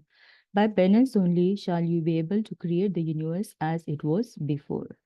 So here we see that Rudra, immediately after hearing this instruction from his father, he stopped creating the progeny. And Brahmaji, he tells Rudra what are the benefits in this chapter. It is mentioned about what is the benefit of austerity. So one achieves the auspiciousness. One bestows happiness to all the jivas. Recreate the universe as before and quickly know the Lord, that the benefit of the austerity. So now then further creation, Brahmaji, he created many things from his body and from mind. So here we see the who are being created, the beings. So Narada, he came from the deliberation. It said that is the best part of Brahma's body. then Vashishta from breathing, Daksha from thumb, Bhrigu from touch, Kratu from hand, Pulatsya from his ears, Angira from his mouth, Atri from his eyes, Marichi from his mind, and Pulaha from the navel of Brahma. So then further things were created from Brahma's body. So religion, that is the best part. It was created from Brahma's breast, and where it is said that Paramatma situates. A religion from the back of Brahma's back. Then it is said the factors that instigate the adharma, that a religion. So it is created from Brahma's body. So it is created from the lust and desire from Brahma's heart, anger from between eyebrows of Brahma, the greed from lips, power of speaking vak from his mouth, ocean from his penis, low and abominable activities from his the lower things, and Kardama Muni from his shadow. Now here we see that the fourth obstacle Brahma faces is the distraction in creation in the service of the Lord. So it's this this episode is called the Brahma's mistake. The Brahma, who is the creator, as Prabhu mentioned, that who created, and then we saw so many time factors and all how big it is that Brahma created the many things in this. But here he also does the mistake, and why the mistake is done and how we resolve it. So when Brahma, he got attracted his own daughter, which is a sinful act. He not supposed to do that. So there are many lessons we are learning from this Vak episode. It is said that we should avoid the close association of opposite gender, even though it is a close relation like a father, daughter, mother, son, brother, and sister. So this topic is such a topic that even Maitreya was hesitant to speak about it. But then he understood if a Brahma, he get deluded by this thing, by lust, so what to speak about the general mass of people. So, but for taking a lesson from this chapter, so Maitreya Muni, he spoke about this episode. And then he mentioned that the senses are so strong that they can bewilder a person like Brahmaji.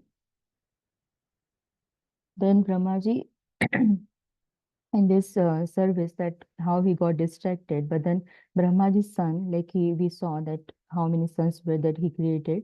So those sons, they came and spoke about this act, that they said, Father, this is the sinful act, please don't do it, because it does not fit, befit, because you are a supreme being. It doesn't fit to your personality. And because they said that people will follow your character, because you are the Shrestha here, you are the supreme being. So please don't act, because it is in Bhagavad Gita, it is mentioned that Yad Yad Acharati Shrestha Tat Tat Eva Tarojana. The general mass of people, they are in, they always like to follow the superiors. So that's why they try to stop him. So because as a children, they try to stop the father, but then Brahmaji, he was in such a bewildered state that he was not able to listen to them. So that time the sages, they came and they finally prayed to the Lord that please, they were expecting the Lord to do something. So at this moment we see that Brahmaji, because he came to his senses and he gave up that body, which in that body he thought about it. So it is said that Brahmaji just thought about the sinful act, but he did not actually acted on that. But even though he felt ashamed and he gave up his body, and that body he gave up, it was transformed into a fog that appeared in all direction. So then further that even we have seen that the great personalities, like here we have seen that Brahma, even did he thought about the sinful act, but he did not acted on that. And it does not make his importance less. Afterwards, he created further things. So the Brahma, he created the 4 Vedas. So then from the eastern mouth, Rig Veda, then southern mouth is the Yajur Veda, western mouth, Sama Veda, northern mouth, Atharva Veda. Then he made the supplementary Vedas. So Ayurveda, Dhanurveda, Gandharva Veda, Tapatya Veda, then further he created Puranas and Itihasas, Karma Tantra, that was created by Brahma. Then it is mentioned, like in the previous chapter, the 4 legs of dharma, it was a different names were given, but in this chapter, it is Vidya, that is knowledge, Dhanam, charity, Tapa, austerity, and Satyam, truth. So then afterwards, he created 4 ashramas. So Brahmacharya, Grahastha, Vanaprastha, and Sannyasa. Further, Brahma created the 4 types of Brahmacharya. So their category is given that Savitra, the celibacy for 3 nights, Prajapatya, celibacy for 1 year, Brahmana, celibacy until learning of Veda, and Brahat, celibacy until the death. Further, Brahmaji created the 4 occupations of Grihastha. So Vrata, occupations not forbidden, that is the agricultural field. Then performing sacrifices, Salina taking alms without begging, Silochana taking the fallen grains in the fields. Then Brahma further creates the Vanaprastha. So Vanaprastha, 4 categories are mentioned.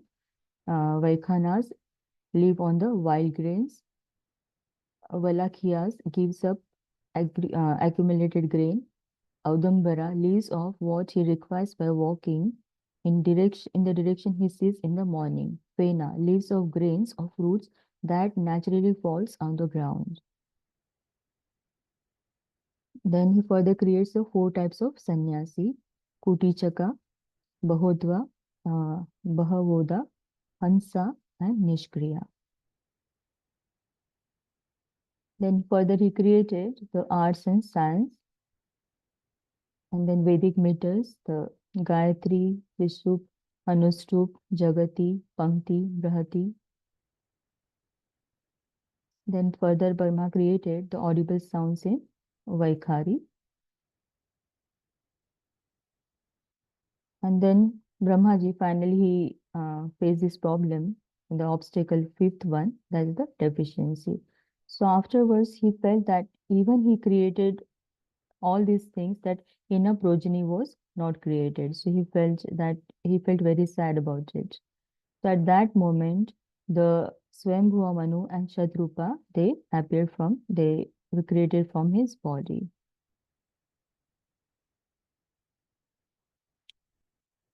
Then further, these 2 personalities, with their union, the 5 children were born. The Priyavrata, Uttanpad, Akuti, Devahuti, Prasuti. And then Akuti, she got married to sage Ruchi, Devahuti to Kardha Muni, and Prasuti to Daksha. So in this chapter, that these are my learnings actually, that Brahma, he got many obstacles during the process of creation. Similarly, as a sadhaka, we also get many obstacles in our devotional service. But we should surrender to the Supreme Lord, and he can help us to overcome these obstacles and progress in our bhakti. Then if we focus and pray to the eyebrows of the Lord, then we can overcome the lower desires such as lust and anger. Thank you so much. And the final realization that only for this topic, for the 10 minutes, it took lots and lots of work to do. And then I realized that Adityanand Prabhu, he teaches us every week he's there, and it's 3 hours class, how much preparation he must be going through. Thank you so much, Prabhuji. Please forgive if I have done some mistake while presenting. Thank you so much. Hare Krishna. Thank you so much, Mataji. Very nice presentation. So let's see the comments on the chat. Please, everyone can share your comments.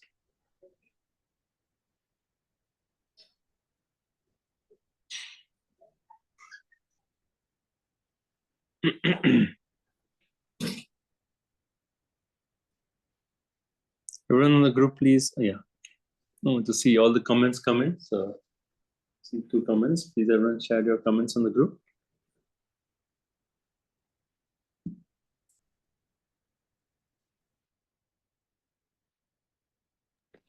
I really like Madhaji's illustrations, Prabhu. They are like AI generated illustrations, videos, pictures. Very nice, Madhaji. Or Brahma's. Yeah, wonderful pictures. Thank you. Nice, very nice. Thank you.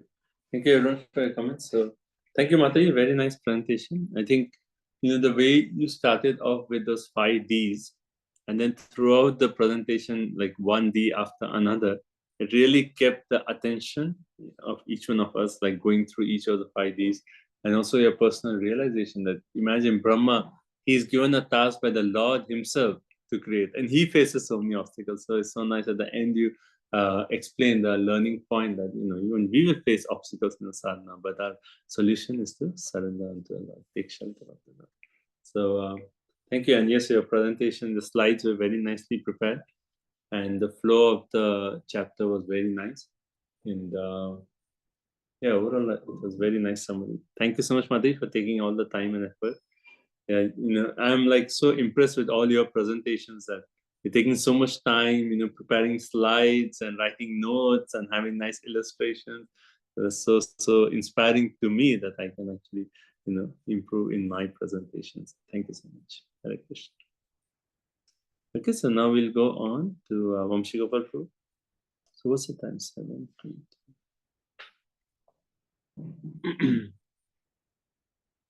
Okay, so Divyanti and Mati, are you doing the presentation on chapter 15? Yes, Prabhu. Okay, you're doing on 15. Okay. Okay, so do we need a break or should we continue? Continue? Okay, let's continue. Okay, Vamshi Gopal Prabhu, go ahead. Do you have a presentation, Prabhu? Yes, Prabhuji. Yes. Okay, I'll make you co-host. Okay. Go ahead. Almost Vamsi Gopal Prabhu, you're missing Krishna book reading to make this presentation. I hope it is good. No, Mataji. Yeah, right, little bit. Okay. Go ahead, Prabhu.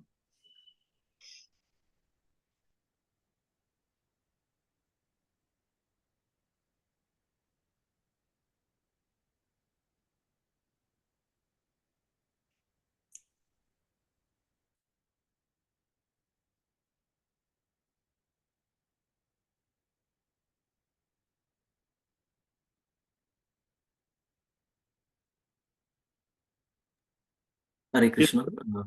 Yeah, we can see your screen, Prabhu. Yeah, please start. Thank you. Thank you so much for the opportunity. Yeah, thank you so much for the opportunity. Please forgive me for any mistakes. Like I have not done that great presentation like others, but I will try my best. So Srimad Bhagavatam, third canto, chapter 13, appearance of Lord Varaha.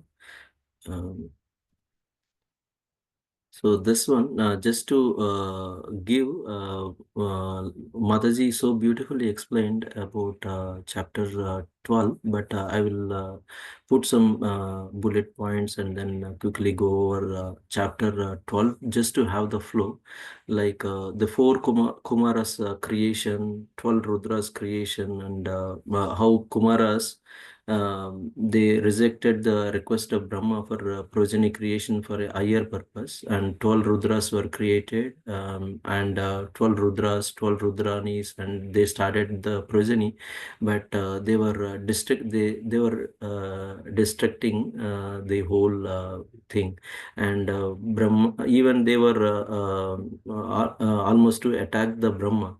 So Brahma requested them to stop everything and chant Hare Krishna. So they went for the austerity, and then like Mataji explained how a lot of other things, things were created from different parts of Brahma, sages and all, and walk episode. What had happened? We have seen in the walk episode.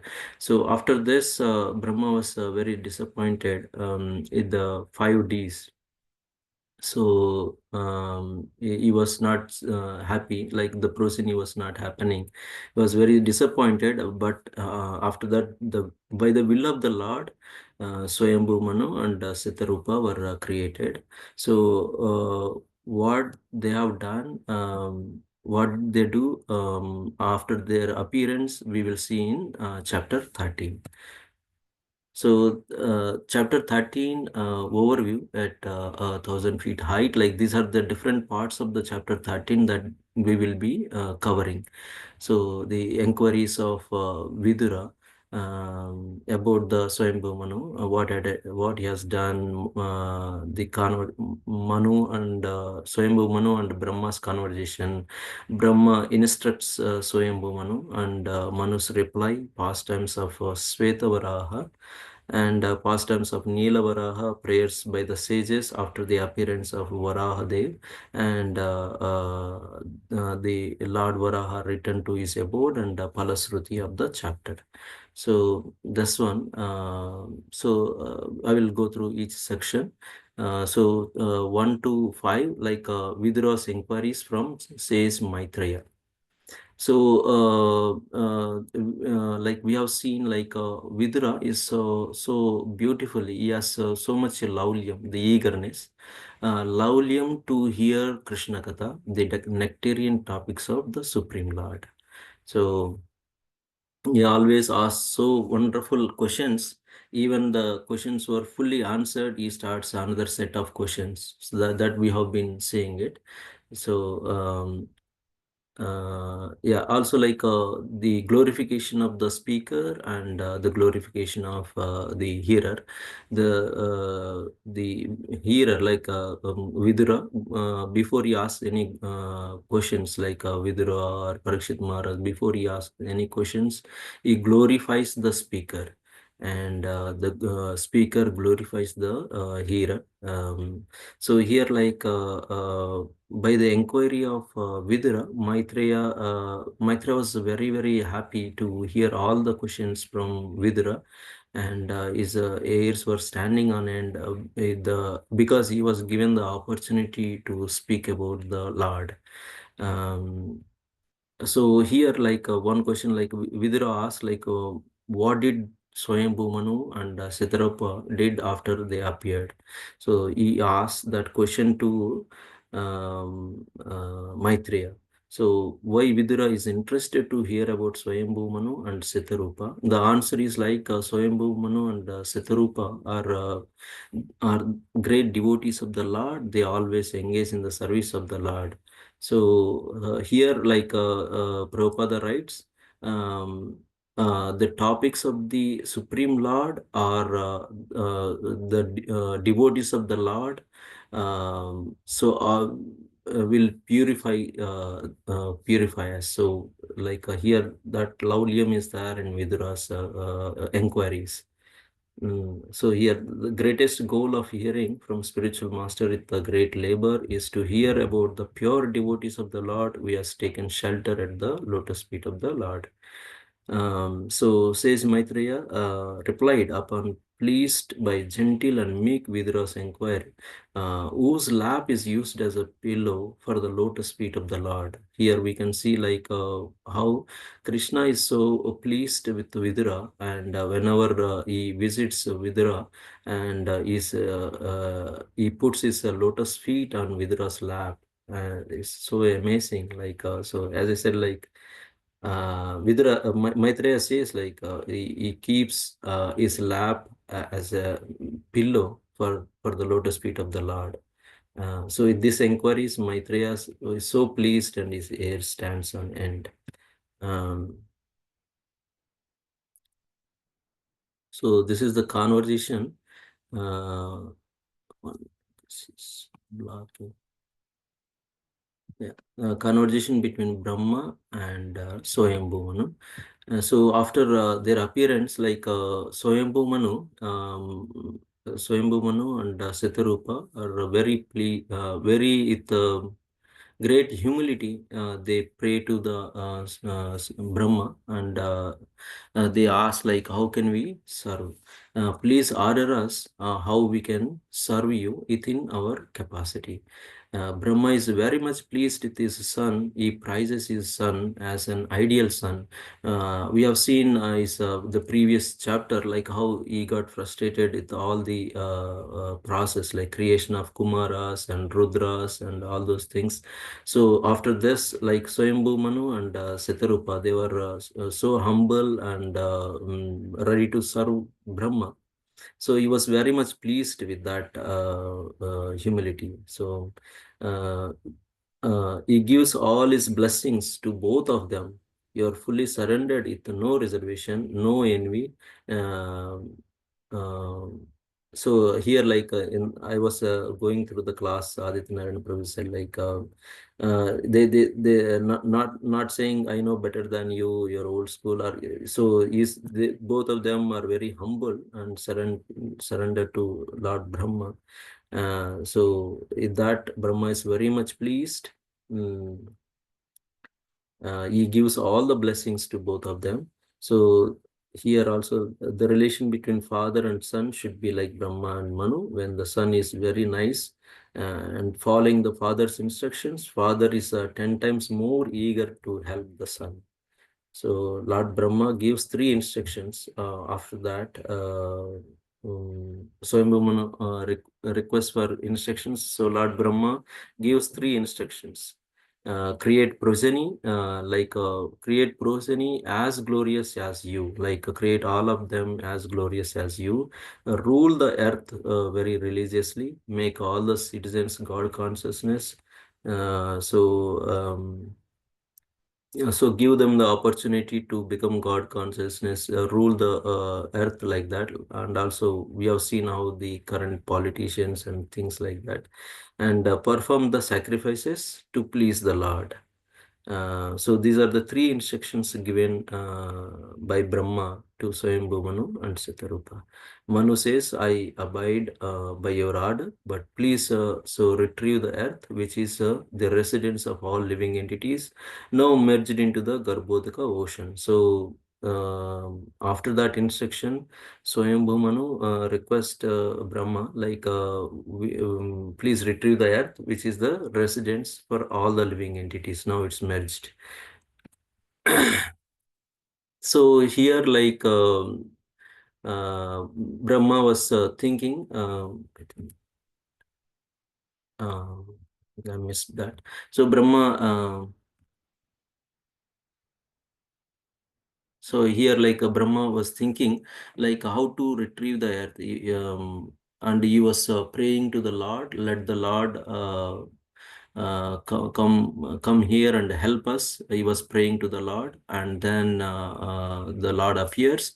So Maitreya Muni, as part of this chapter, he discussed about two Varaha avatara, Sweta Varaha and Nila Varaha. Svetavaraha is which comes in the Manvantara of Swayambhu, comes from Brahma's nostril. Neelavaraha appears from water, and that avatara kills the Hiranyaksha. So pastimes of Svetavaraha, Brahma was thinking how to retrieve the earth. And let the Supreme Lord direct us.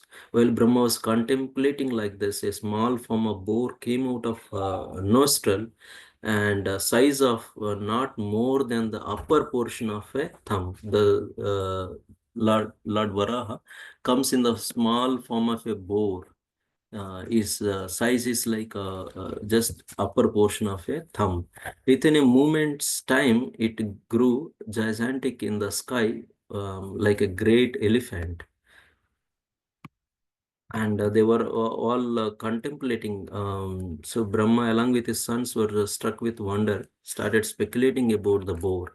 To enliven them and to give them confidence, the Lord roared like a great mountain, which echoed in all directions.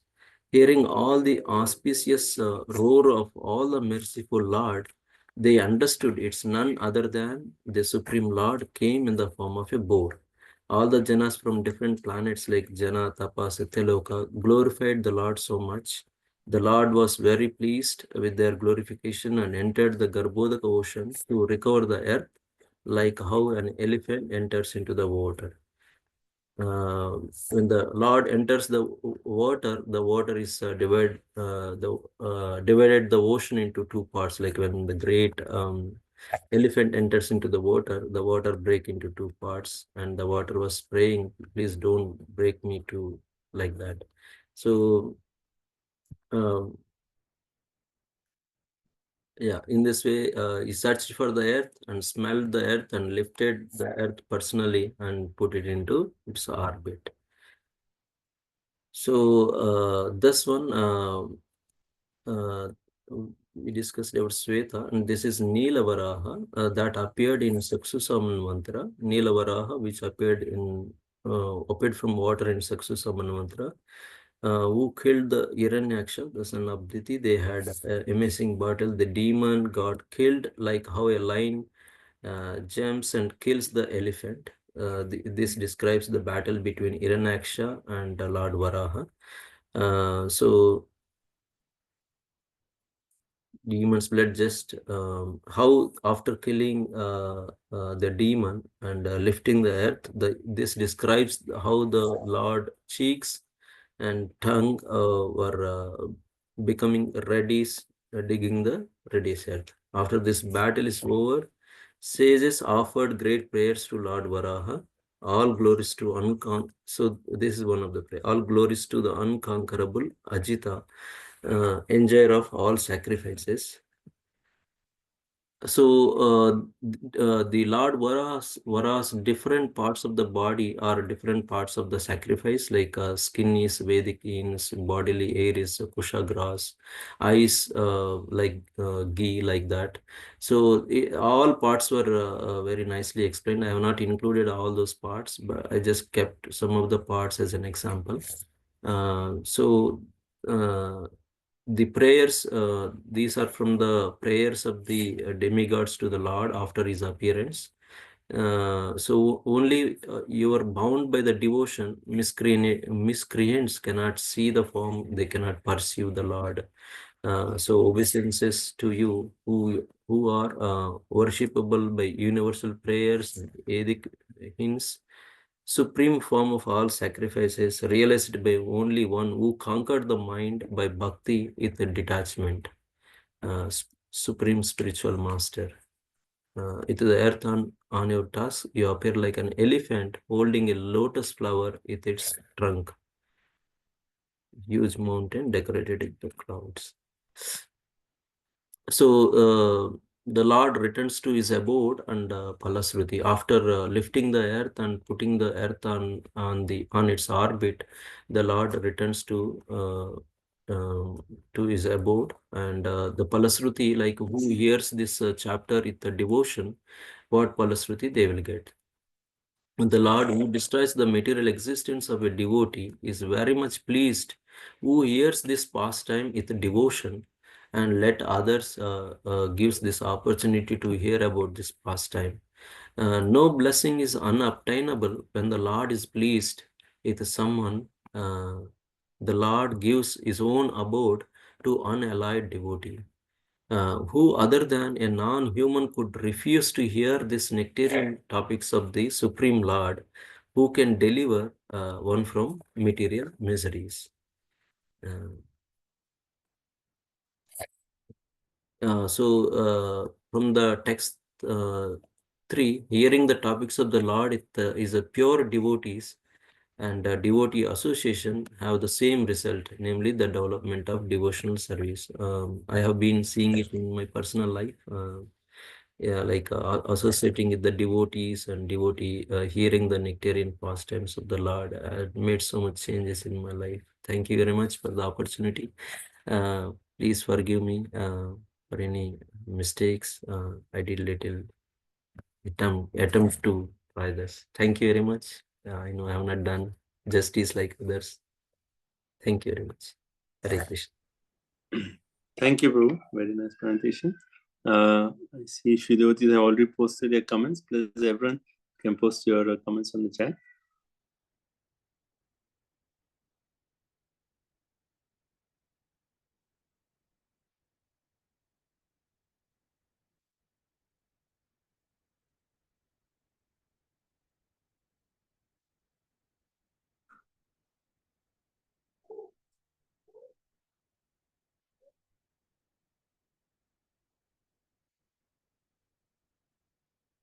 Very nice points. Thank you.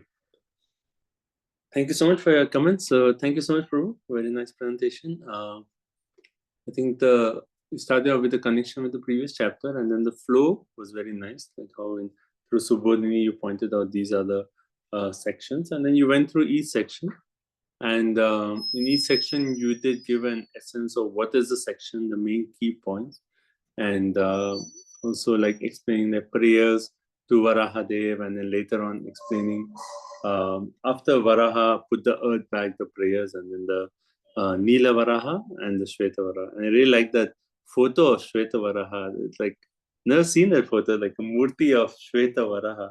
That was very, very nice. So thank you for a beautiful presentation. Yeah, thank you.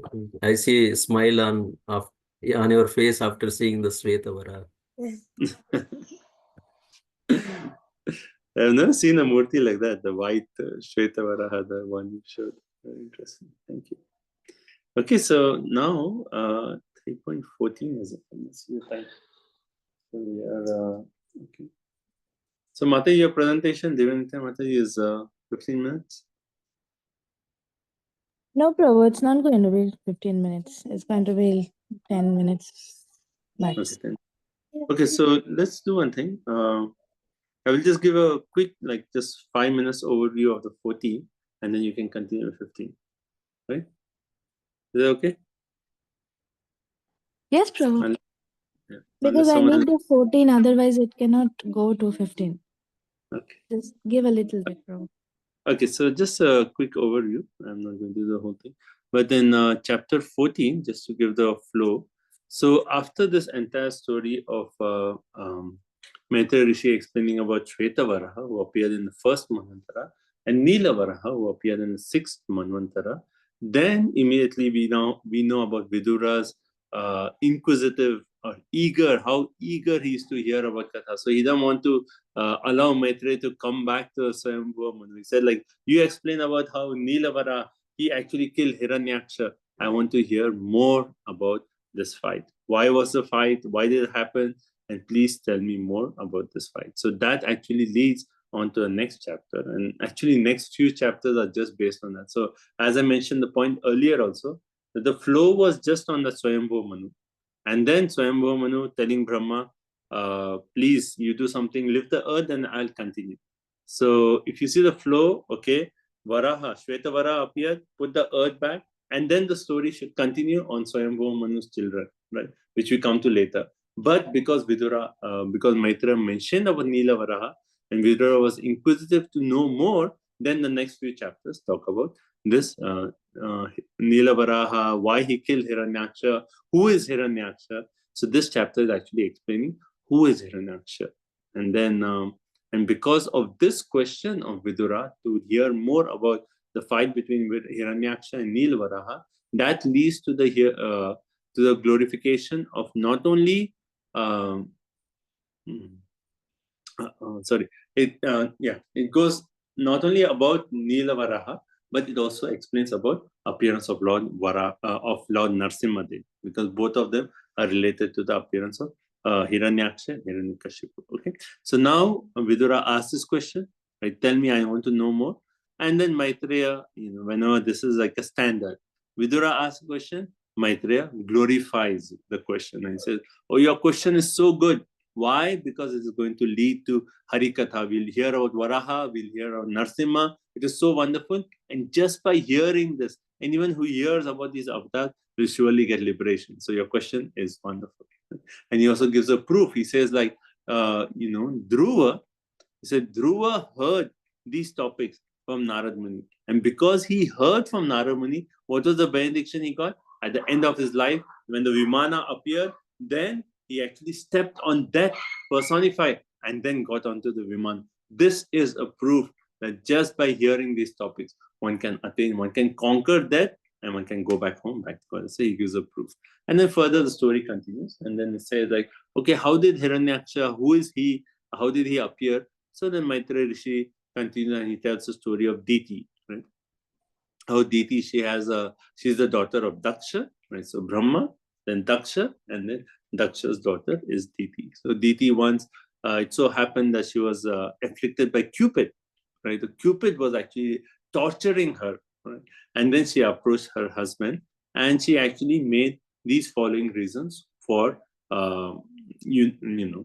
asking Kashyapa to actually unite with her. So first reason she says that Cupid is torturing me, and the only point here is that because you are my husband, you are the only person who can actually give me relief from this torture, right? And then she also makes a point that we are 13 sisters, and you actually have given children to all the other of my co-wives. Then why only I do not have children and do not have a child? So please. So first reason is Cupid. Then second is just she makes a point about others have children, I don't have. So please give me a child. Then third, she makes a point that actually I've been attracted to you even before marriage, right? So hence you actually unite with me. And then the fourth reason she actually gives that I am now tortured by Cupid in such a way that I am distressed. And you are, and the Shastras make a point that if a person who is distressed approach you, then you should not neglect such a person. And I am distressed, I'm approaching you, please do not neglect me. Please unite with me. And then what did Kashyap Muni say? He actually,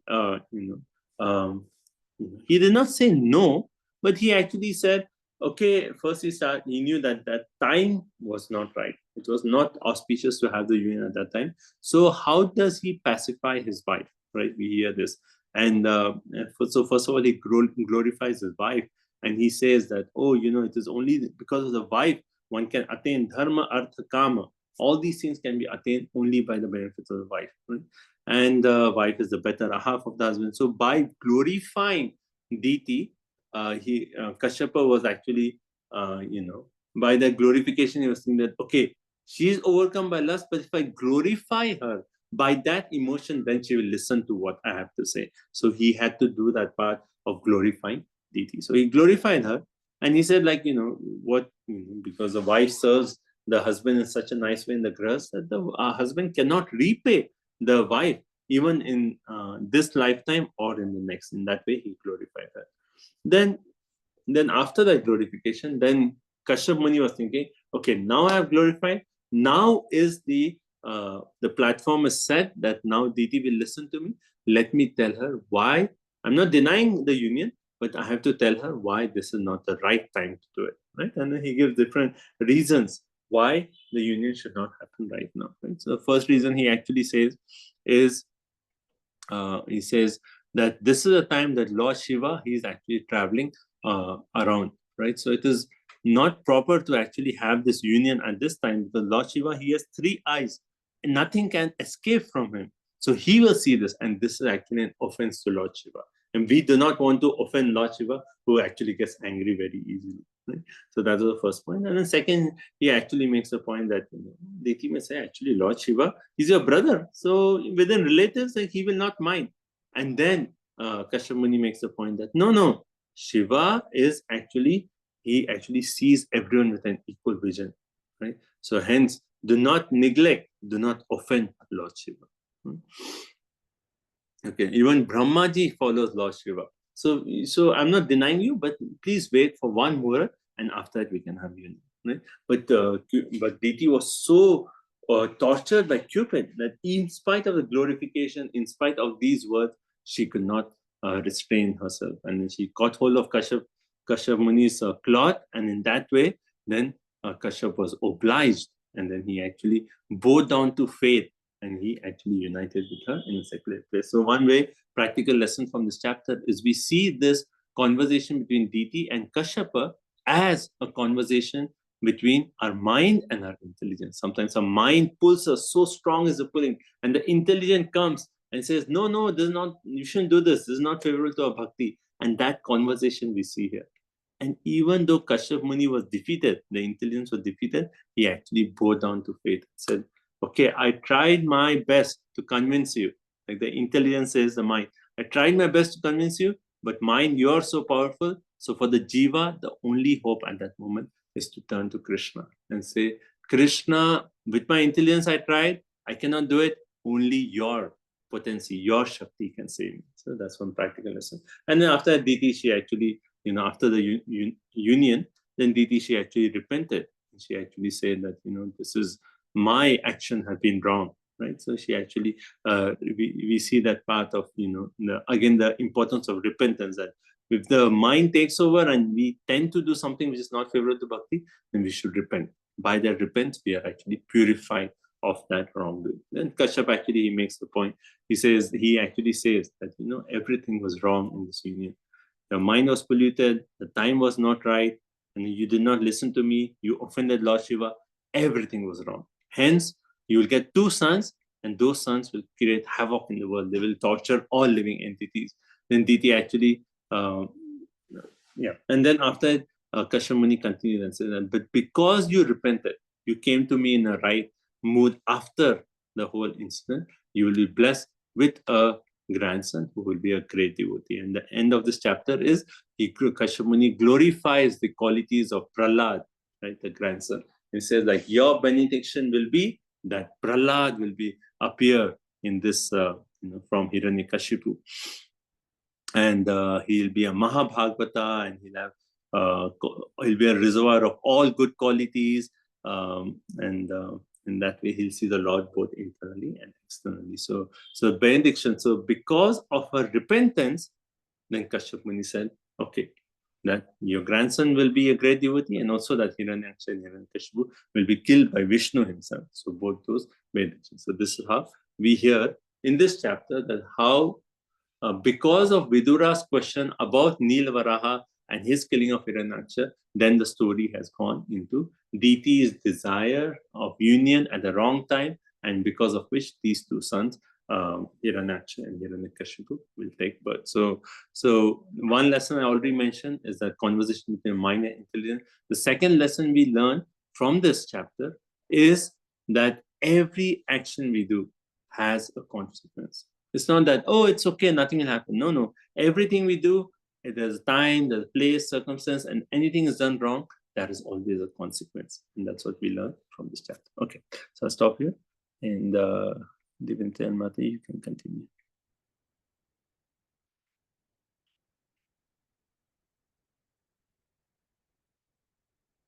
Am I the host already, Prabhu? The one with just I'm talking. The two, not the Divyanita Lila Okay, Dasa. okay. Yes, Okay, yes. okay. Yeah. Is that the right one? Yes. Thank you, bro. So, Okay, correct. okay. Hare, can you see me? Yes. Yes. Hare Krishna, Prabhu. Hare Krishna, everyone. Thank you. We have been, going through this whole chapter summaries going on. This chapter is very, very dear to me because it just gives us a little glimpse of Sri Vrindavan through the vision of Vaikuntha. So I had just made a little video. Hope you guys will appreciate it or will like it. So the flow of the previous chapter, as Prabhu has already mentioned, is that now Diti is pregnant and then at a very inauspicious time, and the result is not going to be very happy. So that's how the chapter comes to being. And now we'll see. So I'll need to keep my video off so that the screen does not block. So we'll come back. Okay.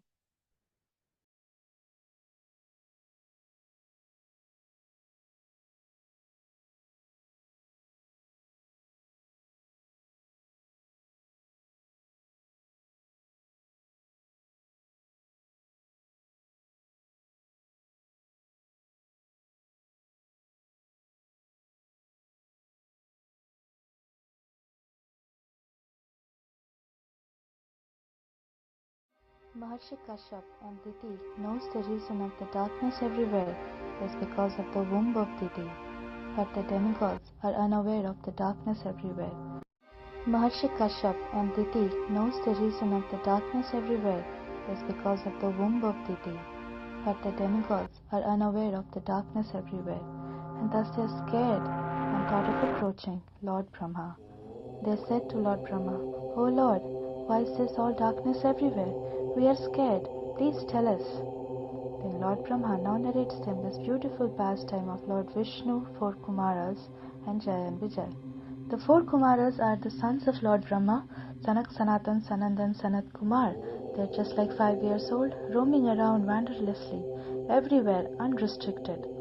So once they ended up on the realm of Vaikuntha, which is the land of Lord Vishnu, free of mode of goodness, passion and ignorance.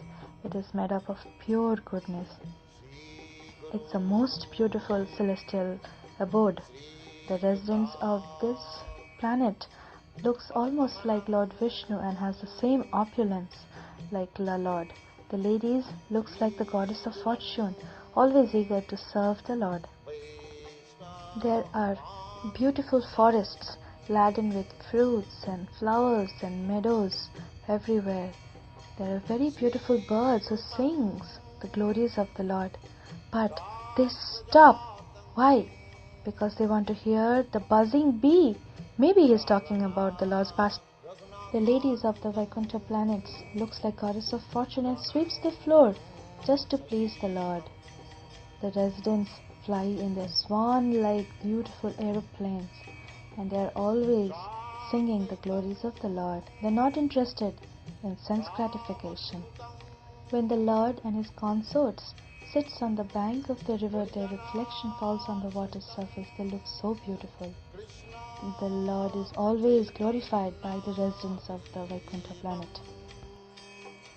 The flowers and even the goddess of fortune herself is always glorifying the Tulasi, which is always decorating the Lord. But the four Kumaras were suddenly stopped by the two doormen named Jai and Vijay on the entrance of the seventh gate of this Vaikuntha realm. The sages said, "Who are these two persons who have developed such a discordant mentality, even though they are posted in the service of the Lord? They are definitely impostors. They don't understand that in this Vaikuntha there is no one who is enemy to the Lord, and these are definitely to be punished, to be born in the material world." Hearing the curse of the four Kumaras, Jaya and Vijaya became sorry. They begged from the four Kumaras that please, we are ready to be born in the material world, but kindly bestow us this blessing that we never ever forget the lotus feet of our Lord Vishnu. The moment Jai and Vijay were cursed, the Lord immediately appeared on the scene along with his dear servant Garuda. When the four Kumaras saw the Lord of their heart, whom they have meditated always in their heart, was in front of them, they were awestruck. The beautiful Tulasi's aroma that was on the lotus feet of the Lord reached their nostrils. They immediately got attracted to the personal form of the Lord. Although they were Brahmavadis, now they became personalists and attracted to the form of the Lord.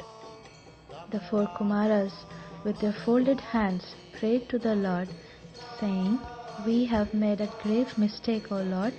We have cursed your dear servants to be born in the material world, and now we both are also ready to be born in these hellish conditions of life.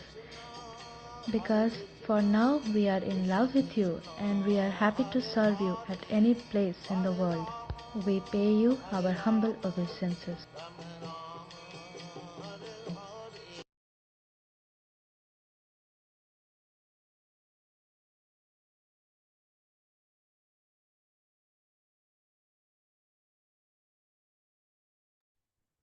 So yes, the video stops here. Um, so the next chapter it goes to how it will the Lord Hiranyaksha is born and how greatly dangerous he looks. That is the next it will go that so that's the next chapter. So in this chapter, for me, the best part is the verses that Lord Brahma spoke to the demigods. I could not include all the prayers that Brahmaji spoke to this because creating these illustrations is also like a lot of work. So so in that prayers there is two verses that I would like to read. is this: Lord Brahma said, "My dear demigods, the human form of life is of such importance that we also desire to have such a life.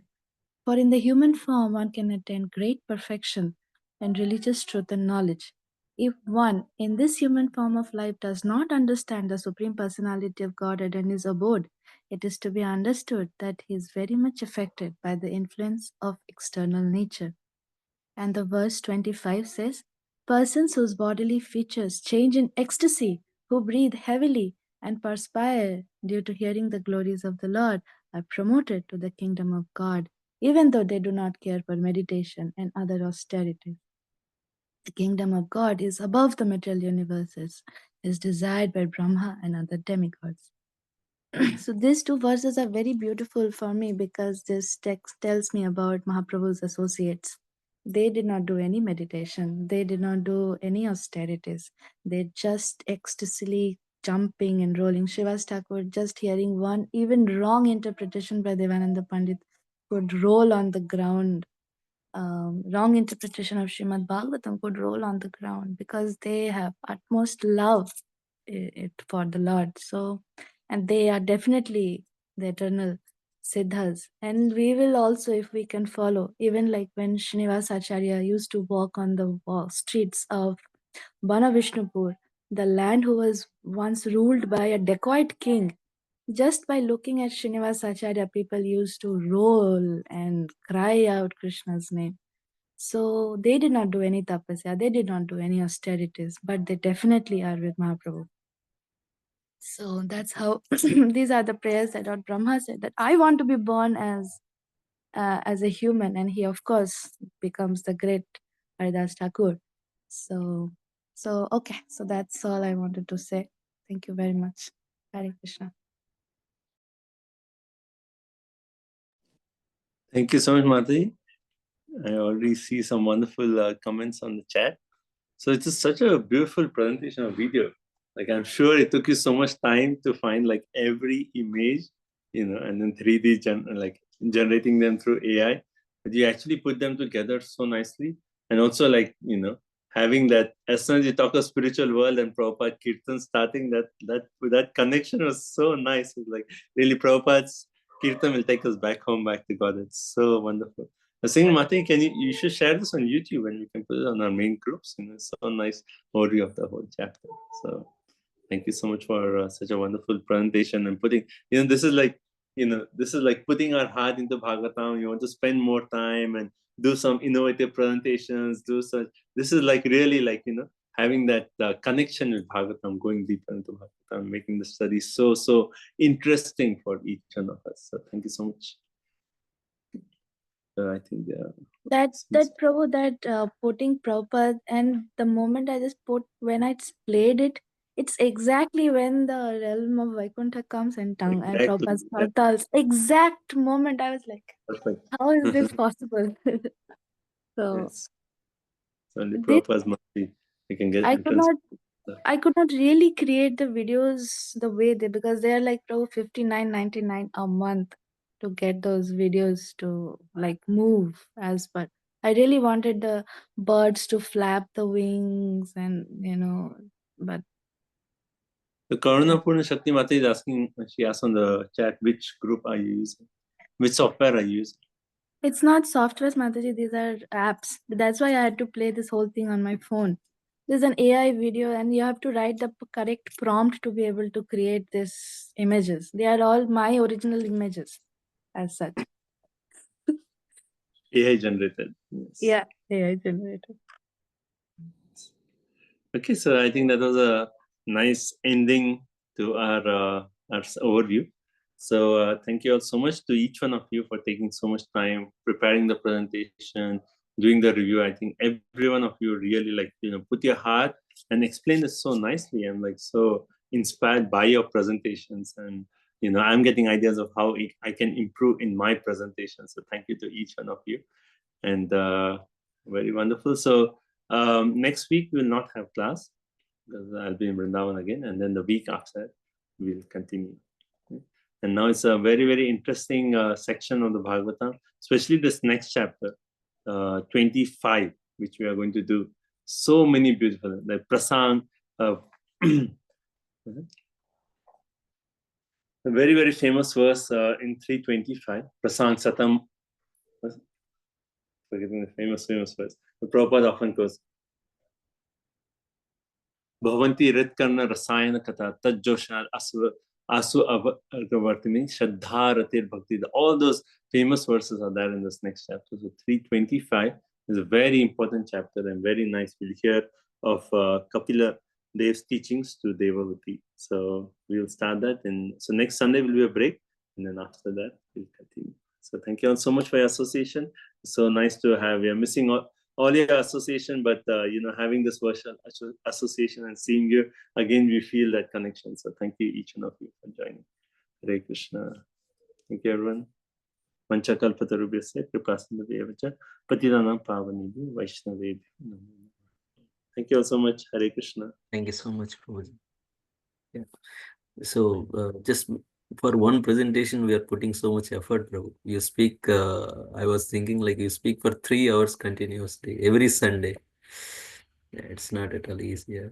Prabhu, he Mhm. is doing every day. He Yeah, has every day. Yeah, Bhagavatam morning. yeah. So That's right, man. This, like, So personally, yeah. like this study of Bhagavatam is actually, making such a difference in my spiritual life. And that's why I'm grateful to each one of you for joining, because, like all the services will go on, but this Bhagavatam, if we stop doing this regular study of Bhagavatam, then we'll not have the right mood while doing our seva.